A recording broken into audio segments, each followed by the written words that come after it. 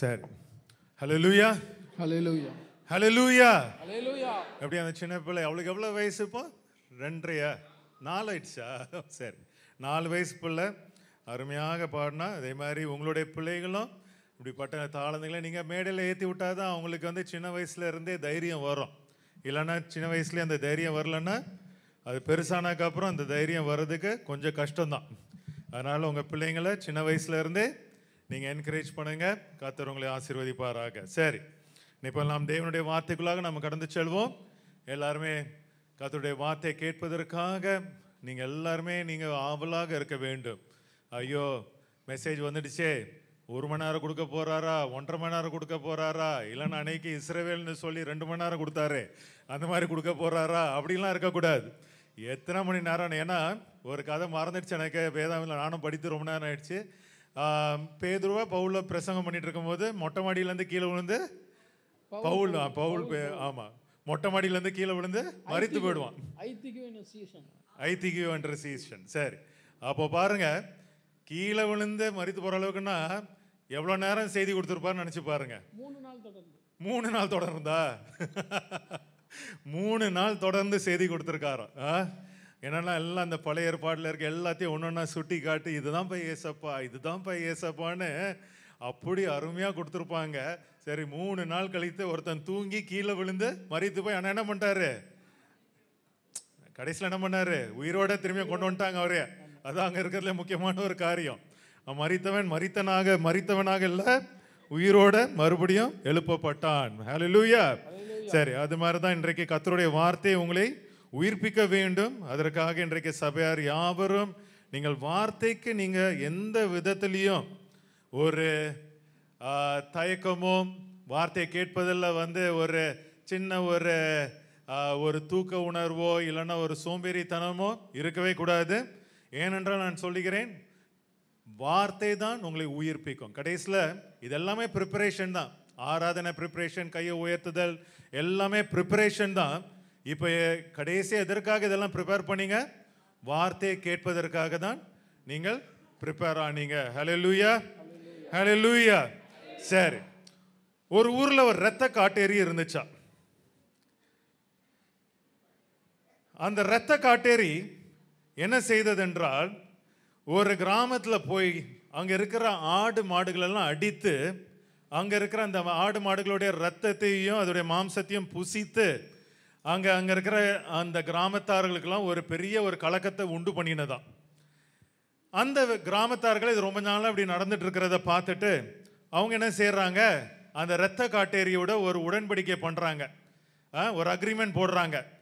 நாங்கள் வந்து என்ன பண்ணுகிறோம், நீ ரத்தம் இதுக்கு தான் நீ ஆசைப்படுகிற, ஆனால் எங்கள் ஆடு மாடில் இருக்கிற பால் வந்து ரொம்ப ருசியாக இருக்கும்.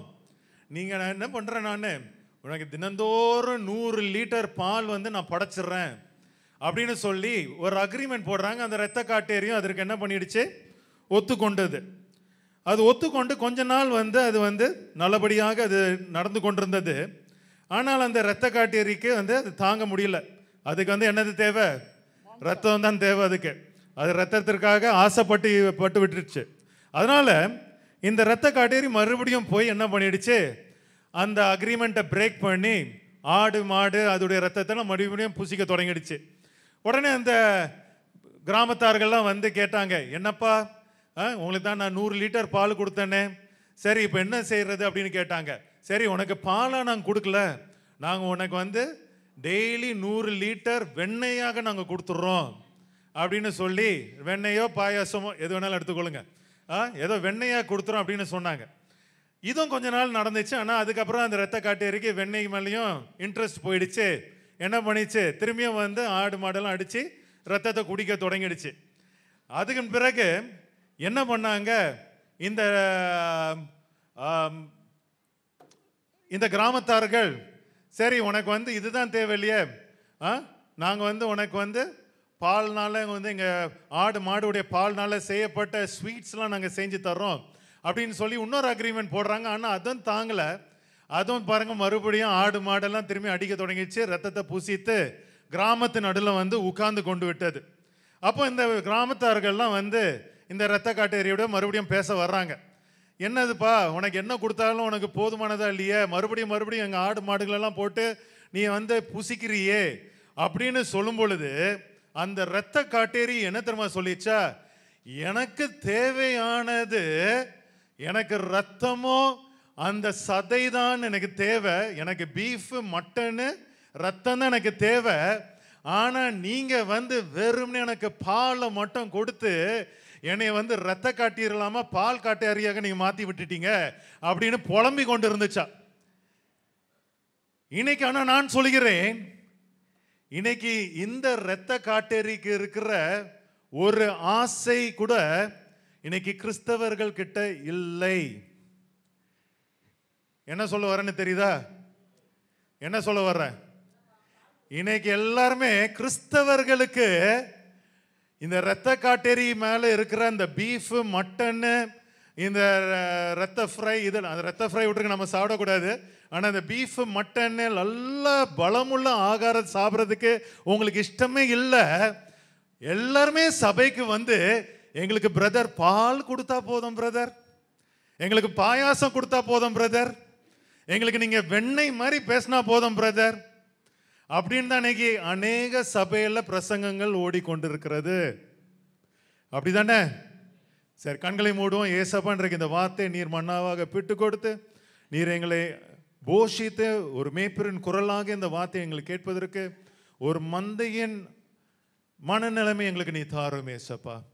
உம்முடைய வார்த்தை கேட்பதற்காக உம்முடைய ஆட்டுக்குட்டிகள் ஆயத்தமாக இருக்கிறது இயேசு கிறிஸ்து நாமத்தில். ஆமென். அப்ப பாருங்க, இன்றைக்கு நிஜமாகவே இந்த உலகத்துல அநேகருக்கு நல்லா சாப்பிடணும், நல்லா புசிக்கணும், நல்லா கறி மீன் ஒவ்வொரு இடமா போய் நம்ம சாப்பிடணும் அப்படின்னு தான் ஆசையா இருக்கிறது. ஆனால் கிறிஸ்துவ உலகத்திலேயோ எங்களுக்கு அப்படிப்பட்ட ஆகாரம்லாம் வேண்டாம், எங்களுக்கு வெறுமனே பால் மட்டுமே கொடுங்க அப்படிங்கிற ஒரு நிலைமை, பரிதாபமான ஒரு நிலைமை காணப்படுகிறது. அதனால தான் பாருங்க, இன்னைக்கு நிஜமாகவே இந்த பாலுக்காக தான் நம்ம ஆசைப்பட வேண்டும். ஏனென்றால் பாருங்க, 1 பேதுரு 1:23 பாருங்க, அழிவில்லாத, கடைசி வசனம், அழிவில்லாத வித்தினாலே மறுபடியும் ஜெனிப்பிக்கப்பட்டிருக்கிறீர்களே. அப்படி என்றால் புதிதாக ரட்சிக்கப்படுகிறவர்கள், இயேசு கிறிஸ்துவை புதிதாக அறிந்து கொள்கிறவர்கள், ஜனிப்பிக்கப்படுகிறீர்கள் என்றால் ரட்சிக்கப்படுகிறீர்கள். அந்த ரட்சிக்கப்படுகிறவர்களுக்கு எழுதின வசனம் 2 பேதுருல வருது பாருங்க, 2ஆம் அதிகாரம் 1ஆம் வசனத்துல 3ஆம் வசனம்.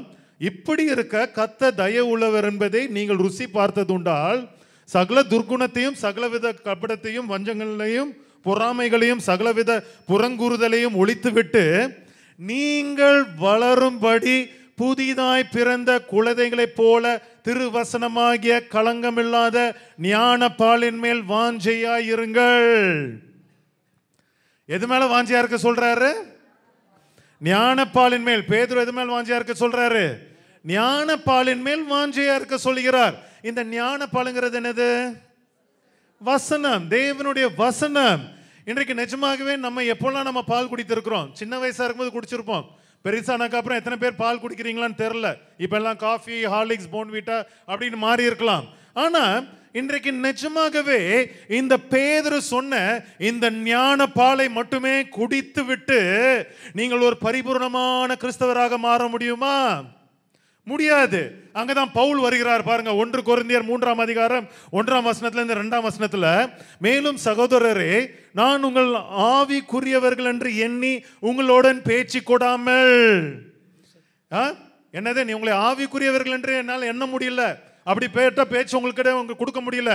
மாம்சத்திற்குரியவர்கள் என்றும் கிறிஸ்துவுக்குள் குழந்தைகள் என்றும் எண்ணி பேச வேண்டியதாயிற்று அப்படின்னு புலம்புறாரு. என்னது? உங்ககிட்ட நான் பேசும் பொழுது ஒரு குழந்தை போல தான் நான் என்னால் பேச முடியுது அப்படின்னு புலம்புறாரு. அங்கே அடுத்த வசனத்தில் அவர் சொல்கிறார் பாருங்க, நீங்கள் பலன் இல்லாதவர்கள் ஆனதால் உங்களுக்கு போஜனம் கொடாமல் பாலை குடிக்க கொடுத்தேன். என்னது? அவங்களுக்குள்ள பலன் இல்லை, கர்த்தருடைய வார்த்தை பரிபூர்ணப்படல. அதனால உங்களுக்கு நல்ல போஜனம் கொடாமல், உங்களுக்கு கறி மீன்லாம் கொடுக்கல, உங்களுக்கு என்னத்தை நான் கொடுத்தேன்னா பாலை குடிக்க கொடுத்தேன். இன்னமும் நீங்கள் மாம்சத்திற்குரியவர்களாய் இருக்கிறபடியால் இப்பொழுதும் உங்களுக்கு பலன் இல்லை.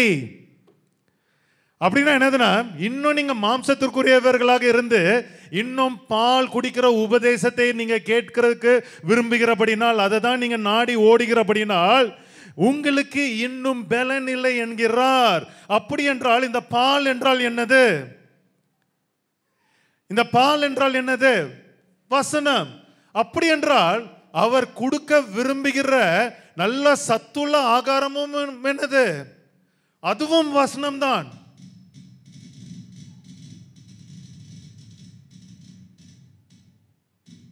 என்னது என்னதுரா? ரத்த காட்டேரி வந்து வாசிக்குதோ?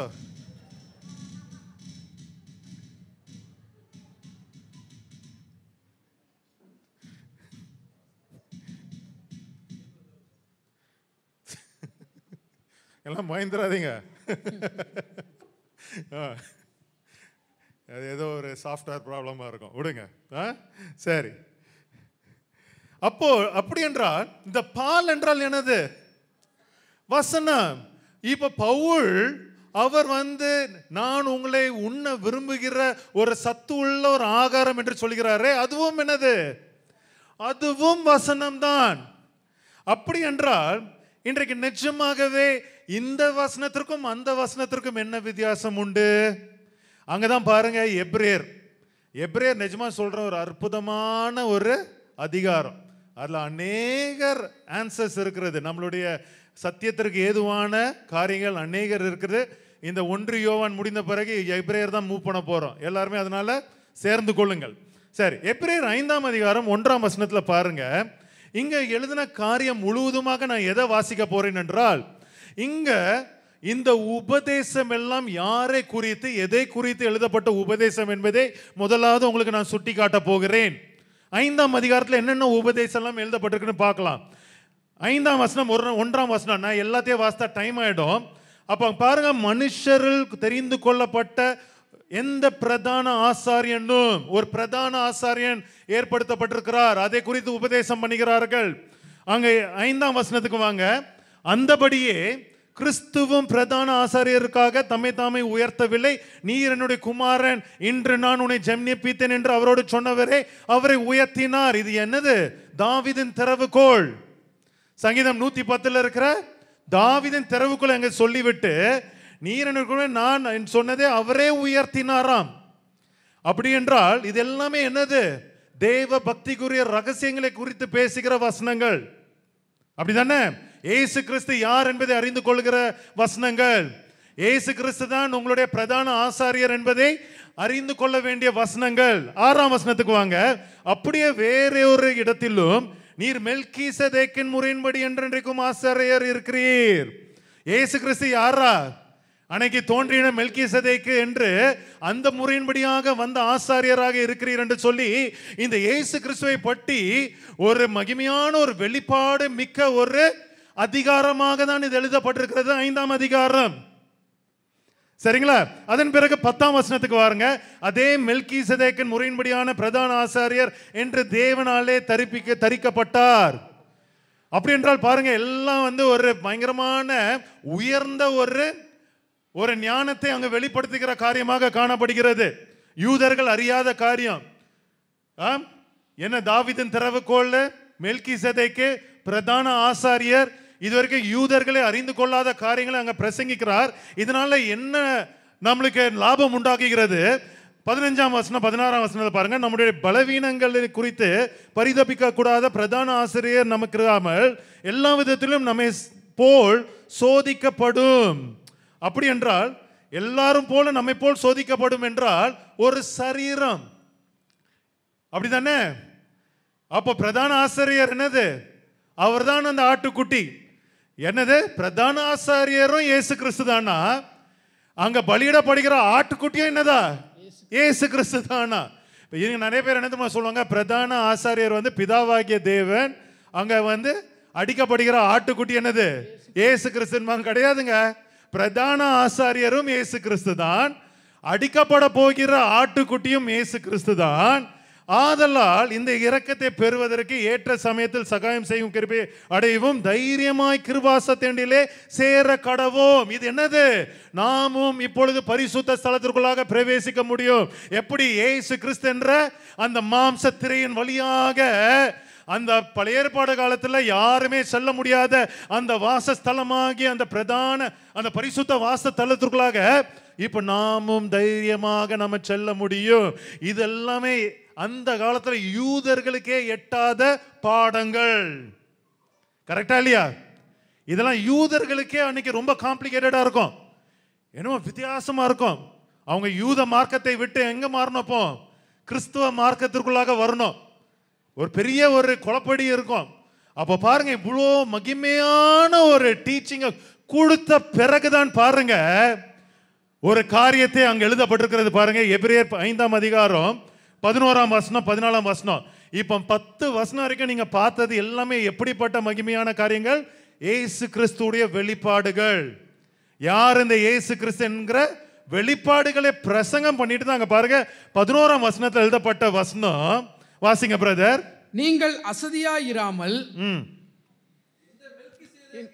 இந்த மெல்கிசேதேக்கை பற்றி நாம் விஸ்தாரமாய் பேசலாம். நீங்கள் கேள்வியில் மந்தமுள்ளவர்களானபடியால் அதை விளங்க பண்ணுகிறது அரிதாய். அப்ப பாருங்க, இங்க ஒரு குற்றத்தை சுமத்துகிறார். என்ன குற்றமா? இந்த மெல்கிசேதேக்கை பற்றி நாம் விஸ்தாரமாய் பேசலாம், ஆனா நீங்கள் எப்படி இருக்கிறீங்க? கேள்வியில் மந்தம் உள்ளவர்களானபடியால் அதை விளங்கம் பண்ணுகிறது உங்களுக்கு அரிதாய் இருக்கும். இன்னைக்கு எவ்வளோ வெளிப்பாடு செய்தி நானும் அப்பாவும் கொடுத்துருக்கோம். இன்னைக்கு அநேகர் அப்படிதான் இருக்கிறீங்க. உண்மையை சொல்ல போனேன்னா இதெல்லாம் என்னதுன்னு புரியாம மந்தமா இருக்கிறீங்க. நாங்க இதெல்லாம் பேசலாமே, மெல்கிசேதேக்கை பத்தி பேசலாமே, பிரதான ஆசிரியரை குறித்து பேசலாமே, இதெல்லாமே பேசலாமே, ஆனா உங்ககிட்ட பேச முடியலையே, ஏன்னா நீங்களாம் சின்ன குழந்தைகளை போல இருக்கிறீங்களே அப்படின்னு சொல்லிட்டு அவர் பாருங்க அதை விளங்க பண்ணுகிறது அரிதாய் இருக்கும். உங்களுக்கு நான் சொல்லி கொடுத்தா கூட உங்களுக்கு மண்டையில ஏறாது அப்படின்னு சொல்லுகிறார். 12ஆம் வசனத்தை வாசிங்க பிரதர். காலத்தை பார்த்தால் போதகராய் இருக்க வேண்டிய உங்களுக்கு தேவனுடைய வாக்கின் மூல உபதேசங்களை மறுபடியும் உபதேசிக்க வேண்டியதாய் இருக்கிறது. சரி, அப்ப பாருங்க, நீங்க போதகராக இந்த நேரத்தில் நீங்க மாறி இருக்கணும். சபையாரை உங்களை தான் பார்த்து பேசுறார். எபிரேயர் யார் எழுதுனது தெரியாது. சில பேர் பவுலுங்கிறாங்க, சில பேர் பேதுருங்கிறாங்க, சில பேர் யாருன்னே தெரியாதுங்கிறாங்க. ஆனா யார் எழுதுனான்னு உண்மையா தெரியாது. ஆனா அவர் உங்களே தான் பார்த்து பேசுகிறார். என்ன சொல்றாரு?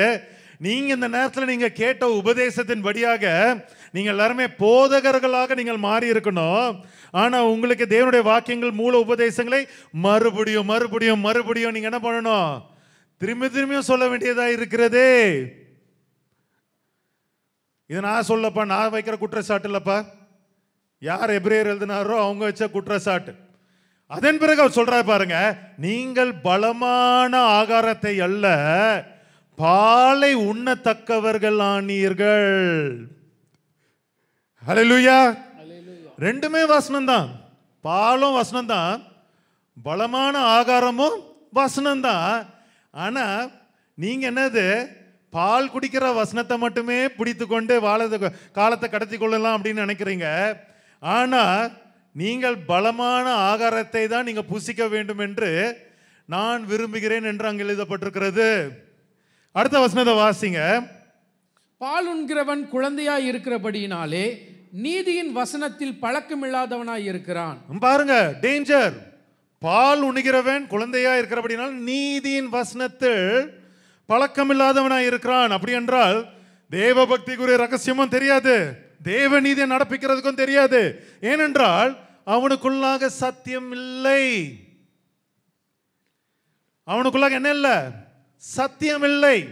அதன் பிறகு 14ஆம் வசனம், பலமான ஆகாரமானது நன்மை தீமையின் இன்னதென்று பயிற்சியினால் பகுத்தறியத்தக்கதாக முயற்சி செய்யும் ஞானேந்திரிகளை உடையவர்களாகிய பூரண வயதுள்ளவர்களுக்கே தகும். ஆமாம், பலமான ஆகாரமானது யாருக்கு பொருந்துமா? நன்மை தீமை இன்னதென்று பயிற்சியினால், எப்படி? பயிற்சினால் பகுத்தறியத்தக்கதாக முயற்சி செய்யும் ஞான திரியங்களுடையவர்களாகிய பூரண வயதுள்ளவர்களுக்கே அது தகுமாம். அப்படி என்றால் யார் இந்த ஞான திரியங்களுடையவர்களாகிய பூரண வயதுள்ளவர்கள்? யார் அவர்கள்? நல்ல ஆகாரத்தை சாப்பிட்டு பாலை குடிக்கிறவர்கள் கிடையாது. நல்ல மாம்சமான ஆகாரத்தை சாப்பிட்டு பலமான ஆகாரத்தை சாப்பிட்டு நல்ல ஞான திரியையுடையவர்களாக இருக்கிறார்கள். யாரா? எப்படிப்பட்டவர்கள் அது மாற முடியும் என்றால் எபேசியர் 2:19-22 பாருங்க. ஆகையால் இனி நீங்கள் அந்நியரும் பரதேசிகளுமாய் இராமல் பரிசுத்தவான்களோடு ஒரு நகரத்தாரும் தேவனுடைய வீட்டாருமாய் இருந்து, இப்ப பாருங்க எப்படி நீங்க இந்த ஞான திரியங்களை உடையவர்களாக மாற முடியும் என்றால் அப்போஸ்தலர் உபதேசங்களையும் தீர்க்கதரிசிகள், பழைய ஏற்பாடு காலத்தில் எழுதின தீர்க்கதரிசிகள் என்பவர்களுடைய அஸ்திபாரத்தின் மேல் கட்டப்பட்டவர்கள் மட்டுமே தான் அப்படிப்பட்ட ஞானம் உள்ளவர்களாக இருப்பார்கள். இவர்களுக்கு மட்டுமே இயேசு கிறிஸ்துவானவர் மூளைக்கல்லாக இருப்பாராம். ஹல்லேலூயா. இன்றைக்கு அந்த போதனை தான் இந்த சபையிலையும் இல்லையே. இன்னைக்கு பழைய ஏற்பாடே வேண்டாம்னு சொல்றாங்க எல்லாம் சபையிலையும். புதிய ஏற்பாடு மட்டும் போதும், ஏசப்பா அன்பு கிருபை மட்டும் போதும், இப்படித்தானே எல்லாருமே பிரசங்கம் பண்ணி கொண்டிருக்கிறாங்க. அப்படி என்றால் இதுதான் பாருங்க உண்மையாக ஒரு சரீரமாகிய ஒரு ஆலயத்தையும் கட்டுகிறது. அது மட்டும் கிடையாது, உங்களை போல JJCC கூட்டமாகிய ஒரு ஆலயமாகவும் கட்டுகிறது என்பது அவர் ஆதாரமாக கொடுக்கிறார். பாருங்க, இப்படிப்பட்ட பலமுள்ள ஆகாரத்தை சாப்பிடுகிறவர்கள் மேல்தான் மாளிகை முழுவதும் இசைவாய் இணைக்கப்பட்டு கர்த்தருக்குள் பரிசுத்த ஆலயமாக எழும்புகிறதாம். நீங்க பால் குடிக்கிறவர்களாக இருந்தால் உங்கள் மூலமாக ஒரு ஆலயம் கட்டப்பட முடியாது. ரொம்ப சிம்பிளா சொல்ல போனா அதுதான். பலமுள்ள ஆகாரம் அஸ்திபாரத்தை கொண்டவர்கள், இயேசு கிறிஸ்து என்கிற அந்த அஸ்திபாரத்தை கொண்டு உண்மையை நம்பி சத்தியத்தை விசுவாசிக்கிறவர்கள், இவர்களுக்கு மட்டும்தான் இப்படிப்பட்ட ஒரு பாக்கியம் கொடுக்கப்படுகிறது. இவர்கள் தான் எப்படின்னா ஆவினாலே தேவனுடைய வாசஸ்தலமாக கூட்டி கட்டப்பட்டு வருகிறார்கள், ஒரு சபையாக கட்டப்படுகிறார்கள். யார்? பால் குடிக்கிறவர்களா? இல்லைன்னா பலமுள்ள ஆகாரத்தை சாப்பிடுகிறவர்களா? பால் குடிக்கிறவர்களாம் கை மேல போடுங்க. சரி, எவ்வளவு உஷாரா தான் இருக்கிறீங்க. சரி, அப்படி என்றால் இங்க பாருங்க, இவர்கள் தான் ஞான திரியங்களுடையவர்களாகிய பூரண வயதுள்ளவர்கள். பைபிள் ஸ்டடி வந்தவர்களுக்கெல்லாம் தெரியும். எப்பொழுதுமே பாருங்க வேதாமத்தில் பின்னாடி வாலிப பிள்ளைங்க என்ன ஒரே பேச்சு, கேளுங்க, செய்தியை கேளுங்க. சரி, அப்ப பாருங்க, இன்றைக்கு நிஜமாகவே இது உண்மையாக நடந்து கொண்டிருக்கிறது. ஏன்னா இது பிராக்டிக்கலாகவே நான் நிறைய இடத்துல நான் பார்த்துட்டேன். நிறைய இடத்துல பாருங்க, ஒரு சின்ன ஒரு நம்ம சண்டே கிளாஸ்ல கொடுக்குற போதனை கூட இருக்காதுங்க. ரொம்ப ஒண்ணுமே இல்லாத ஒரு 5 நிமிஷம் செய்தி கொடுப்பாங்க. நான் பழைய சபைக்கு போகும்போது ஒரு பாஸ்டர் அப்படிதான் இருந்தார். எல்லாருக்குமே அந்த பாஸ்டர் ரொம்ப பிடிக்கும். ஏன் தெரியுமா பிடிக்கும்? அவர் செய்தி 10 நிமிஷத்துக்கு மேல போக மாட்டார். 5 நிமிஷத்துல இருந்து 10 நிமிஷத்துக்குள்ளாக செய்தியை முடிச்சிருவார். ஒண்ணுமே இருக்காது அந்த செய்தியில. சபை 9 மணிக்கு ஆரம்பிக்கும், சபை 9:50க்கு முடிஞ்சிருவாங்க சபை. அப்ப நானும் வாலிப வயசுல இருந்தனால ஜாலியா இருந்துச்சு எங்களுக்கு. ஆஹா, சீக்கிரமா முடிஞ்சிடுச்சு, வரதே லேட்டாகவும் வருவோம், சபையை முடிகிற நேரத்தில் வருவோம். ஆனா அதுக்கப்புறம் நாங்க மாற்றிக்கொண்டோம். நீங்க அந்த தவறை செய்யக்கூடாதுன்னு தான் உங்களை நாங்க திட்டி கொண்டிருக்கிறோம், சரிங்களா? நாங்க ஏன் லேட்டா போனோம்னா, அங்கே எப்படியும் சீக்கிரமா போனாலும் ஒன்றும் கிடையாதுங்கிறதுக்காக நாங்கள் லேட்டாக போவோம். ஏன்னா நாங்கள் அது வாலிபர் கூட்டம் நடக்கும், அதுக்கு பிறகு அதுதான் நாங்கள் ப்ரையாரிட்டைஸ் பண்ணிட்டு நாங்கள் போவோம். சரி, அதை விட்டுருங்க. அப்படி என்றால் இன்னைக்கு பைபிள் ஸ்டடி வந்தவர்களுக்கு தெரியும், யோவான் இந்த விசுவாச பிள்ளைங்களை பிரிக்கும் பொழுது 3 வகைகளாக பிரித்தார். ஞாபகம் இருக்கா என்னது? 1 யோவான் 2ஆம் அதிகாரத்தை எடுத்துக்கொள்ளுங்க.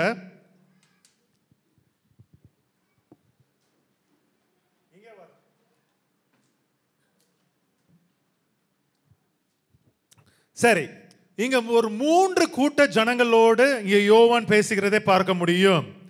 வாசிங்க 12ஆம் வசனம். பிள்ளைகளே. சரி, இங்க பிள்ளைகளே என்று தமிழ்ல எழுதிட்டாங்க, ஆனா நிஜமாவே கிரேக்க மொழியில சிறு பிள்ளைகளே, லிட்டில் சில்ட்ரன். கரெக்டு தான், பிள்ளைகளையும் கரெக்டு தான். ஆனால் இது என்னன்னா சிறு பிள்ளைகள், சரிங்களா? சிறு பிள்ளைகளே, அவருடைய நாமத்தின் நிமித்தம் உங்கள் பாவங்கள் மன்னிக்கப்பட்டு இருக்கிறதினால் உங்களுக்கு எழுதுகிறேன். சரி, அப்போ முதல் கூட்டம் ஜனங்களை எப்படி என்று அழைக்கிறார்? பிள்ளைகள், சிறு பிள்ளைகள் என்று அழைக்கிறார். பிள்ளைகள்னு எடுத்துக்கொள்ளுங்க, ஒன்றும் தப்பு கிடையாது. சரி, அடுத்த வசனம் வாசிங்க. பிதாக்களே, இப்ப என்ன இன்னொரு கூட்டம் ஜனத்தை அவர் அட்ரஸ் பண்றார். யார் அது? பிதாக்களே. யார் அந்த பிதாக்கள்?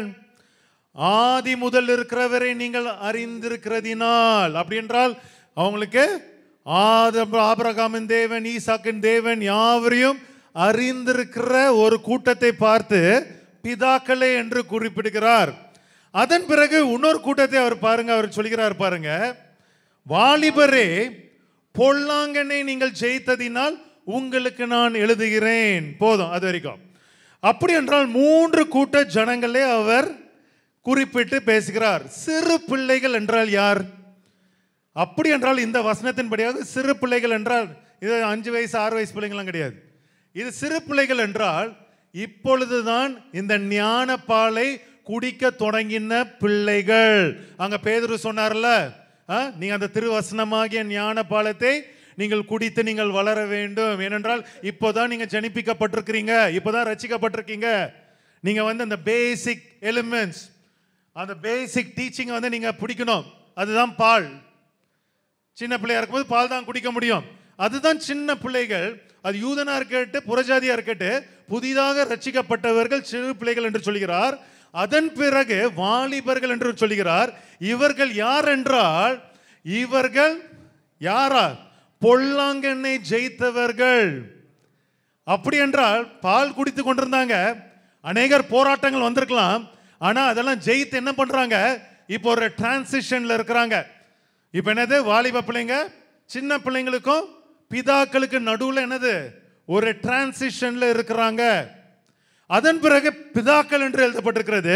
பிதாக்கள் யார் என்றால் அவர்கள் உண்மையான யெகோவா தேவனை அறிந்தவர்கள், சத்தியத்தை அறிந்தவர்களாக கூட இருக்கலாம். சரி, அப்படி என்றால் இந்த 3 கூட்டத்தில் யாருக்கு பால் தேவை? சிறு பிள்ளைகளுக்கா, வாலிபர்களுக்கா, இல்லை என்றால் பிதாக்களுக்கா? சிறு பிள்ளைகள் தான். அதனால்தான் பாருங்க, இந்த சிறு பிள்ளைகள் பால் குடிக்கிறபடினால்தான் அந்த 1 யோவான்ல எழுதியிருக்கிற எல்லா எச்சரிக்கையும் வெறுமனே சிறு பிள்ளைகளுக்கு மட்டும்தான் எழுதுறார். ஏன்னா பால் குடிக்கிற பிள்ளைங்க, அவங்களுக்கு என்ன பண்ணணும்னு தெரியாது. ஒரு போராட்டம் வந்தால் என்ன பண்ணணும்னு தெரியாது. ஒரு உபத்திரம் வந்தால் என்ன பண்ணணும்னு தெரியாது. ஒருத்தன் வாமா நம்ம அந்த கோயிலில் போய் நம்ம பூஜை பண்ணிட்டு வரலாம்னு சொன்னா என்ன பண்ணணும்னு தெரியாது. பொட்டு வைத்துக் கொள்ளலாம் என்று சொன்னால் என்ன பண்ணணும்னு தெரியாது. நம்ம சபையை கட்டடிச்சுட்டு நம்ம சினிமாக்கு போகலான்னு சொன்னா என்ன பண்ணணும்னு தெரியாது. ஏனென்றால் இவங்க எல்லாம் சின்ன பிள்ளைங்க, தெரியாது, என்ன பண்ணணும்னு தெரியாது. எத்தனை பேர் அப்படி தானே இருந்தீங்க? நீங்க ரட்சிக்கப்பட்ட புதுசுல அப்படி தானே இருந்தீங்க? என்ன பண்ணணும்னு தெரியாம தானே இருந்தீங்க? அதனால தான் பாருங்க, இந்த யோவான் இந்த நிருபத்தில் எழுதின எல்லா எச்சரிக்கையும் வெறுமனே சிறு பிள்ளைகளுக்கு மட்டுமே எழுதி இருக்கிறத பார்க்க முடியும். நானே வாசிக்கிறேன். 2ஆம் அதிகாரம் 1ஆம் வசனம். சிறு பிள்ளைகளே, நீங்கள் பாவம் செய்யாதபடிக்கு இவைகளை நான் உங்களுக்கு எழுதுகிறேன். யாருக்கு? பால் குடிக்கிற சிறு பிள்ளைகளுக்கு. வாலிபரை பத்தி எழுதல, பிதாக்களை பத்தி எழுதல. அடுத்தது 2:12 பாருங்க. சிறு பிள்ளைகளே, அவருடைய நாமத்து நிமித்தம் உங்கள் பாவங்கள் மன்னிக்கப்பட்டிருக்கிறதினால் உங்களுக்கு எழுதுகிறேன். யாரு? வாலிபர், பிதாக்கள் அல்ல, சிறு பிள்ளைகள். 1 யோவான் 2:18 பாருங்க. சிறு பிள்ளைகளே, இது கடைசி காலமாய் இருக்கிறது, அந்தி கிறிஸ்து வருகிறான் என்று நீங்கள் கேள்விப்பட்டபடி இப்பொழுதும் அநேக அந்தி கிறிஸ்துகள் இருக்கிறார்கள். யாரை குறித்து எழுதுகிறார்? சிறு பிள்ளைகள். ஏனென்றால் இவங்களை தான் ஈஸி என்ன பண்ணுவான்? அந்தி கிறிஸ்து, சாத்தான் வஞ்சித்து விடுவான். அதன் பிறகு 1 யோவான் 3:7 பாருங்க. சிறு பிள்ளைகளே, நீங்கள் ஒருவராலும் வஞ்சிக்கப்படாதிருங்கள். எச்சரிக்கிறது யாருக்கு? சிறு பிள்ளைகளுக்கு. 1 யோவான் 5:21. சிறு பிள்ளைகளே, நீங்கள் விக்கிரங்களுக்கு விலகி உங்களை காத்துக் கொள்வீர்களாக. ஆமென். ஏன் சிறு பிள்ளைகள்? ஏனென்றால் இவங்க பால் குடித்து கொண்டிருக்கிறார்கள். அதனால்தான் அப்படி வழி நடத்துறார். வேற எங்கேயும் வாலிபருக்கு எச்சரிக்கை எழுதல, பிதாக்களுக்கும் எச்சரிக்கை, எல்லாமே பிள்ளைங்களுக்கு மட்டும் தான் எழுதுறார். ஹல்லேலூயா. புரிந்து கொண்டீங்களா இல்லையா? அதன்படியாக பாருங்க, இப்பொழுது நாம் என்ன செய்ய வேண்டும்? இப்ப சிறு பிள்ளைங்களுக்கு வந்து பால் குடிக்க தொடங்கிட்டாங்க. ஆனா இந்த பால் குடிக்கிற இந்த அனுபவத்திலிருந்து இப்ப எங்க வரணும்? வாலிப பருவத்திற்குள்ளாக வரணும். எப்படி சாப்பிடணும்? இப்படி சொல்லிக்கலாம், செமி சாலிட் ஃபுட்னு சொல்லிக்கலாம். நல்லா வந்து கொஞ்சம் ஆகாரத்தை நல்லா சாப்பிட்றதுக்குரிய ஒரு தொடக்க காலம். சரி, அந்த காலத்திற்கு நாம் எப்படி வர முடியும்? என்ன செய்ய வேண்டும்? எபிரேயர் 6ஆம் அதிகாரத்தில் பாருங்க, அது எழுதப்பட்டிருக்கு பாருங்க. 6ஆம் அதிகாரம் 1ஆம் வசனத்திலிருந்து 3ஆம் வசனம் பாருங்க. அழகா சீக்வன்ஸா தான் எழுதி இருக்கிறாங்க. சரிங்களா? 5ஆம் அதிகாரத்தில் தொடக்கம் 10 வசனம் என்னது?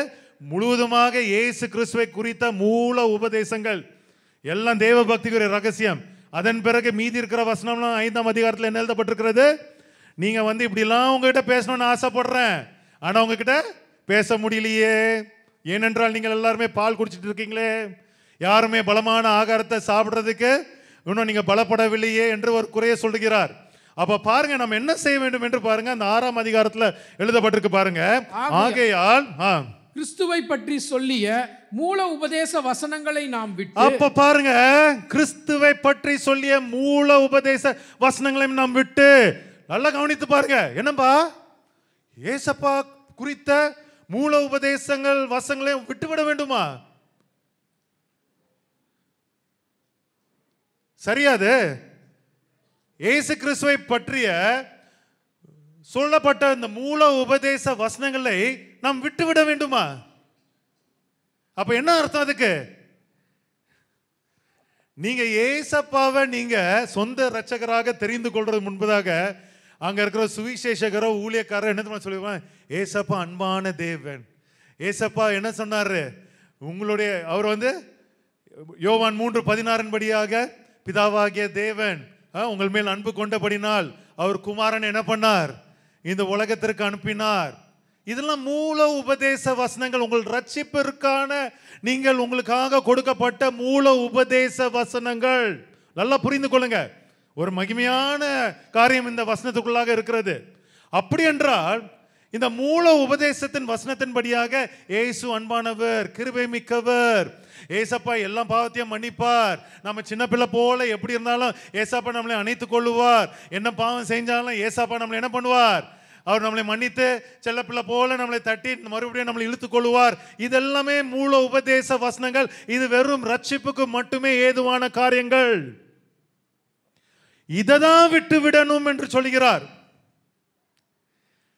கிறிஸ்துவை பற்றி சொல்லிய மூல உபதேச வசனங்களை நாம் விட்டு செத்த கிரியைகளுக்கும் நீங்களாக்கும் மனம் திரும்புதல், தேவன் பேரில் வைக்கும் விசுவாசம், அதுதான் சொல்றாங்க. நல்லா கவனித்து வாசிங்க. செத்த கிரியைகளுக்கு நீங்களாக்கும் மனம் திரும்புதல். ஏன்னா மனம் திரும்புதலை விட்டு விடணுமா? இல்ல, ஏற்கனவே கிடைச்சிச்சே, திரும்பி திரும்பி ஏன் அங்க போறீங்க மனம் திரும்புதலுக்குள்ளாக? அதான் முடிஞ்சு போயிடுச்சே. ஏற்கனவே மனம் திரும்புதல் தான் நீங்க பெற்றுக்கொண்டீங்களே, ஏன் மறுபடியும் அந்த மூல உபதேசத்துக்கு போயிட்டே இருக்கிறீங்க? அதை விட்டு விடணுமா? தேவன் பேரில் வைக்கும் விசுவாசம், ஸ்நானங்களுக்கு அடுத்த உபதேசம், கைகளை வைக்குதல், மரித்தோரின் உயிர் தழுதல், நித்திய நியாய தீர்ப்பு என்பவைகளாகிய அஸ்திபாரத்தை மறுபடியும் போடாமல். இந்த உபதேசம் தேவை. ஆனா அங்கதான் பாருங்க, நம்ம வாஸ்தவம்ல எபேசியர்ல ஏசு கிறிஸ்து தான் இப்ப மூளை கல்லாக மாறிவிட்டார். நீங்க என்ன பண்ணீங்க? பழைய ஏற்பாடு என்னது? பழைய ஏற்பாடு தீர்க்கதரிசிகளும் புதிய ஏற்பாடு அப்போஸ்தலர்களும் நீங்கள் கூட்டி கட்டப்பட்டவர்களாக இருக்கிறீங்க. உபதேசத்தினால் கட்டப்பட்டவர்களாக இருக்கிறீங்க. இதுக்கு கிறிஸ்துவானவர் மூளைக்கல்லாகி விட்டார். அதுதான் மூல உபதேசம். கண்டுபிடிச்சிட்டீங்க யார் இயேசு கிறிஸ்துன்னு, அறிந்து கொண்டீங்க, சொந்த இரட்சகராக ஏற்றுக்கொண்டீங்க. திரும்பியும் ஏன் ரிப்பீட் பண்றீங்க? அத ஏன் திரும்பிய நான் எடுத்த ஞானஸ்நானம் கரெக்டா? ஏன் இது வந்து அப்படி? ஏன் இது அப்படி? மரித்தோர்ல இருந்து உயிர் தெழுதல் இருக்கா? ஏன் விசுவாசம் எப்படி இருக்கணும்? ஏன் விசுவாசம் வந்து நல்ல விசுவாசமா கெட்ட விசுவாசமா? இப்படி இந்த மூல உபதேசத்தின் மேல் மறுபடியும் உங்கள் அஸ்திபாரத்தை போடாமல் நீங்க என்னதாகணுமா? பூரணராகும்படி கடந்து போவோமாக. அப்படி என்றால் சிறு பிள்ளைகள் அல்ல, அடுத்த 2 வாலிபர்களாக மாறுறதற்கு நீங்க என்ன பண்ணணும்? நீங்க கடந்து போக வேண்டும். பிதாக்களாக மாறுவதற்கு நீங்கள் கடந்து போக வேண்டும். இதுதான் தேவனுக்கு சித்தமானால் இப்படியே செய்வோம். இதுதான் தேவனுடைய சித்தம். நீங்க பால் குடிச்சிட்டே இருக்கணுங்கிறது தேவனுடைய சித்தம் கிடையாது. என்னது தேவனுடைய சித்தம்? இந்த மூல உபதேசத்தெல்லாம் ஒரேடியா மூட்டை கட்டி வச்சுட்டு அடுத்தவைகளை மகிமைக்குரிய காரியங்களை, அதான் எபிரேயர் 5ஆம் அதிகாரம் 1 முதல் 10ஆம் வசனத்துல சொன்னார். மெல்கிசேதேக்கு பிரதான ஆசாரியர் யாரு? தாவீதின் திறவுகோல். இந்த மாதிரி மகிமையான காரியங்களுக்கு தேடி போங்க. அதுதான் நான் ஆசைப்பட விரும்புறேன். ஆனா நீங்க பால் குடிச்சு மறுபடியும் அந்த ரிப்பீட்லயே போயிட்டு இருக்கீங்களே. 20 வருஷம் ஆயிடுச்சு இந்த சபைக்கு வந்து, 30 வருஷம் ஆயிடுச்சு இந்த சபைக்கு வந்து, இன்னும் பால் குடித்து கொண்டே இருக்கிறீங்களே. ஏன் அந்த மூளைக்கல் உபதேசத்தை மறுபடியும் அஸ்திபாரமாக போடுறீங்க? அதை விட்டு விடுங்கள் என்று சொல்கிறார். புரிகிறதா இல்லையா? புரிகிறவர்கள் ஒரு அல்லேலூயா சொல்லுங்க பார்க்கலாமே.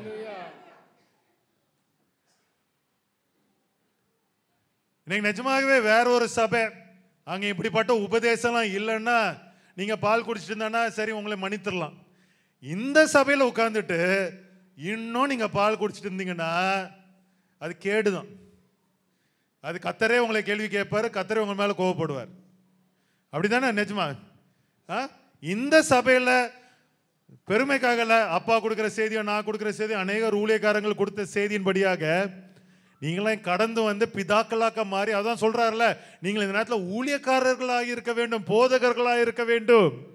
ஆனால் என்ன பண்ணிட்டு இருக்கீங்க? இன்னும் ஃபீடிங் பாட்டில் பால் குடிச்சு கொண்டு இருக்கிறீங்க. இன்னும் ஏன் இன்னும் அந்த மூல உபதேசம், ஏன் இன்னும் அந்த செழிப்பு உபதேசம், ஏன் இன்னும் அந்த ஆசீர்வாதமான செய்தி, ஏன் கர்த்தர் என்னை தூக்குவார், என்னை உயர்த்துவார், அதெல்லாம் ஏசப்பா பண்ணுவார்னு உங்களுக்கு தெரியாதா?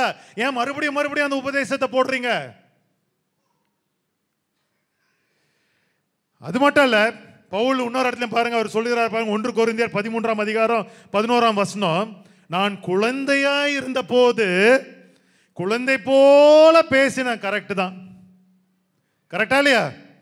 குழந்தையா இருக்கும் பொழுது குழந்தை போல பேசினேன், குழந்தை போல சிந்தித்தேன், குழந்தை போல யோசித்தேன். நான் புருஷனான போதோ, இப்போ சிறு பிள்ளைகள் கிடையாது, நீங்க இப்போ வாலிபர்களான போதோ, நீங்கள் பிதாக்களாக மாறின போதோ, நீங்கள் புருஷனாக போதோ, குழந்தை கேட்டவைகளை நீங்கள் ஒழித்து விட்டேன். ஒழித்து விட வேண்டும். ஹல்லேலூயா. இன்றைக்கு நான் கேட்கிறேன் இந்த சபையை பார்த்து, எத்தனை பேர் இப்படிப்பட்ட மாற்றத்திற்குள்ளாக நீங்க கடந்து வந்திருக்கிறீங்க? உங்களுடைய ஆவிக்குரிய வாழ்க்கையில கையெல்லாம் மேல போட வேண்டாம்.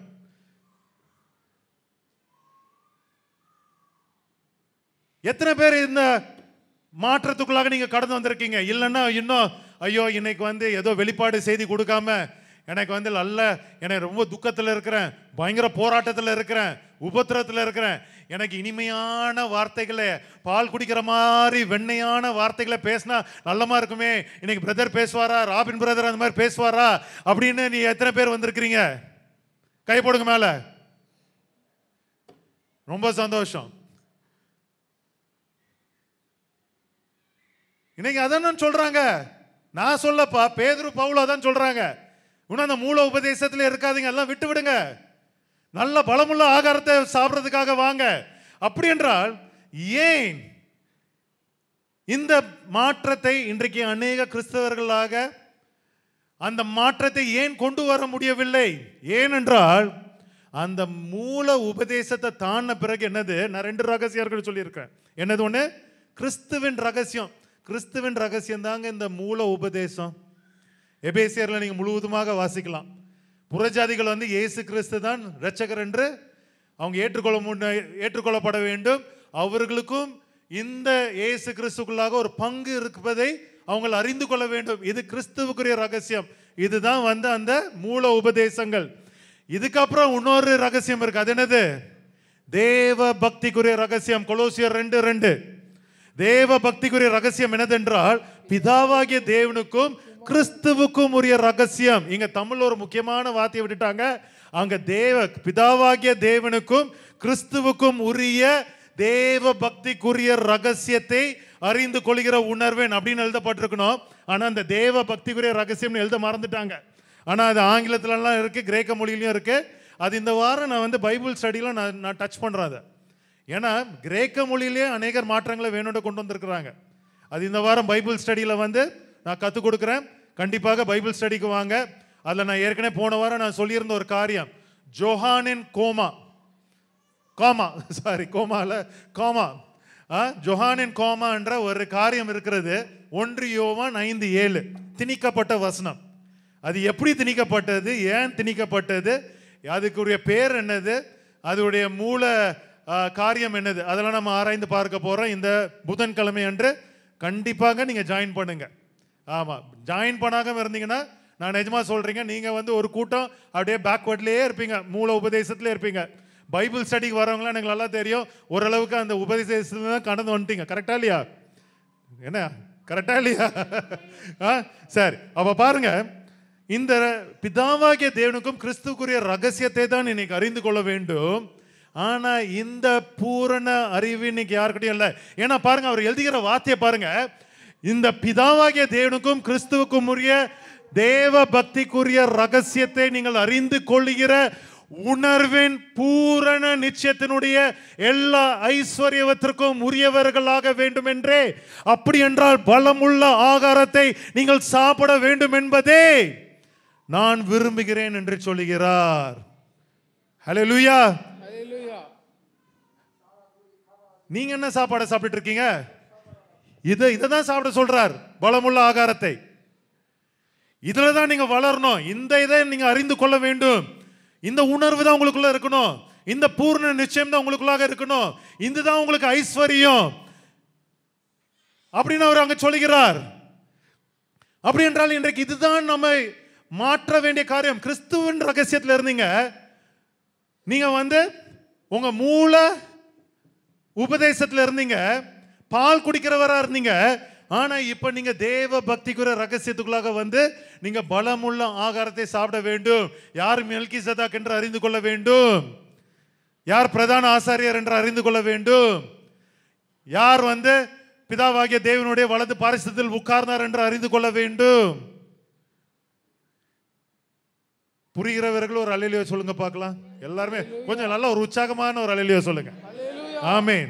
சரி, அப்படி என்றால் இங்க பாருங்க, இதை தான் பாருங்க பவுலும் பாருங்க 1 கொரிந்தியர் 2ஆம் அதிகாரம் 6ஆம் வசனத்திலிருந்து 8ஆம் வசனம் வரைக்கும் அவர் கற்றுக் கொடுக்கிறத பார்க்கிறோம். அப்படி இருந்தும் தேறினவர்களுக்குள்ளே, அப்படின்னா யாரு தேறினவர்கள்னா வாலிபர்களும் பிதாக்களும், சிறு பிள்ளைகள் கிடையாது.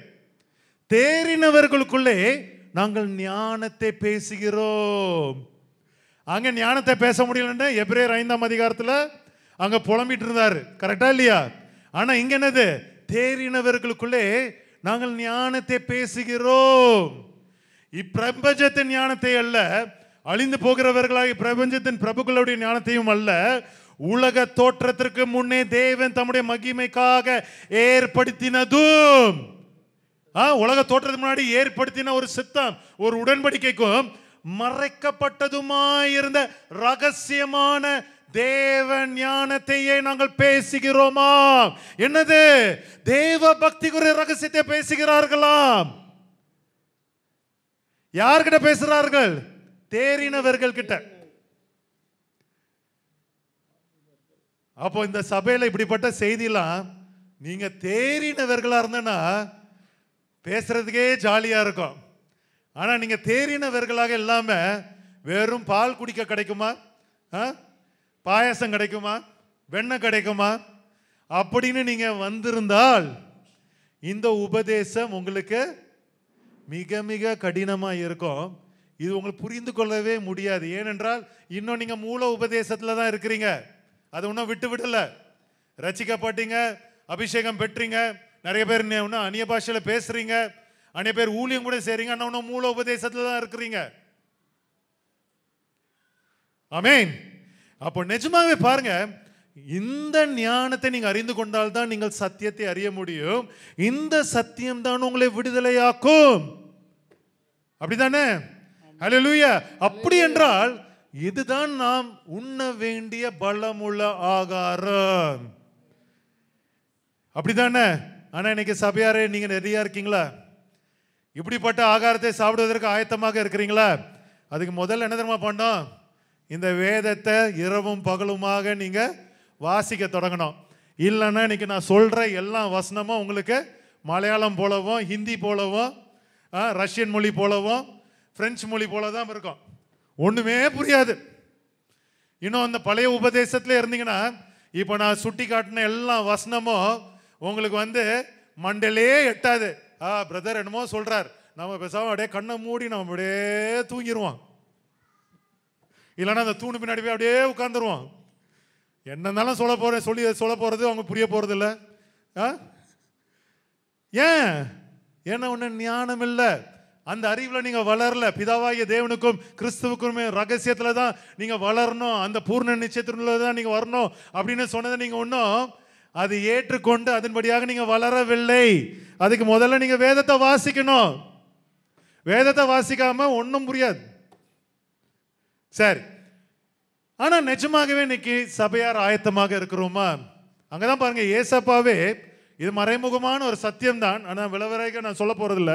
யோவான் 6ஆம் அதிகாரம் 51ஆம் வசனத்துல, ஞானே வானத்திலிருந்து இறங்கின ஜீவ அப்பம்.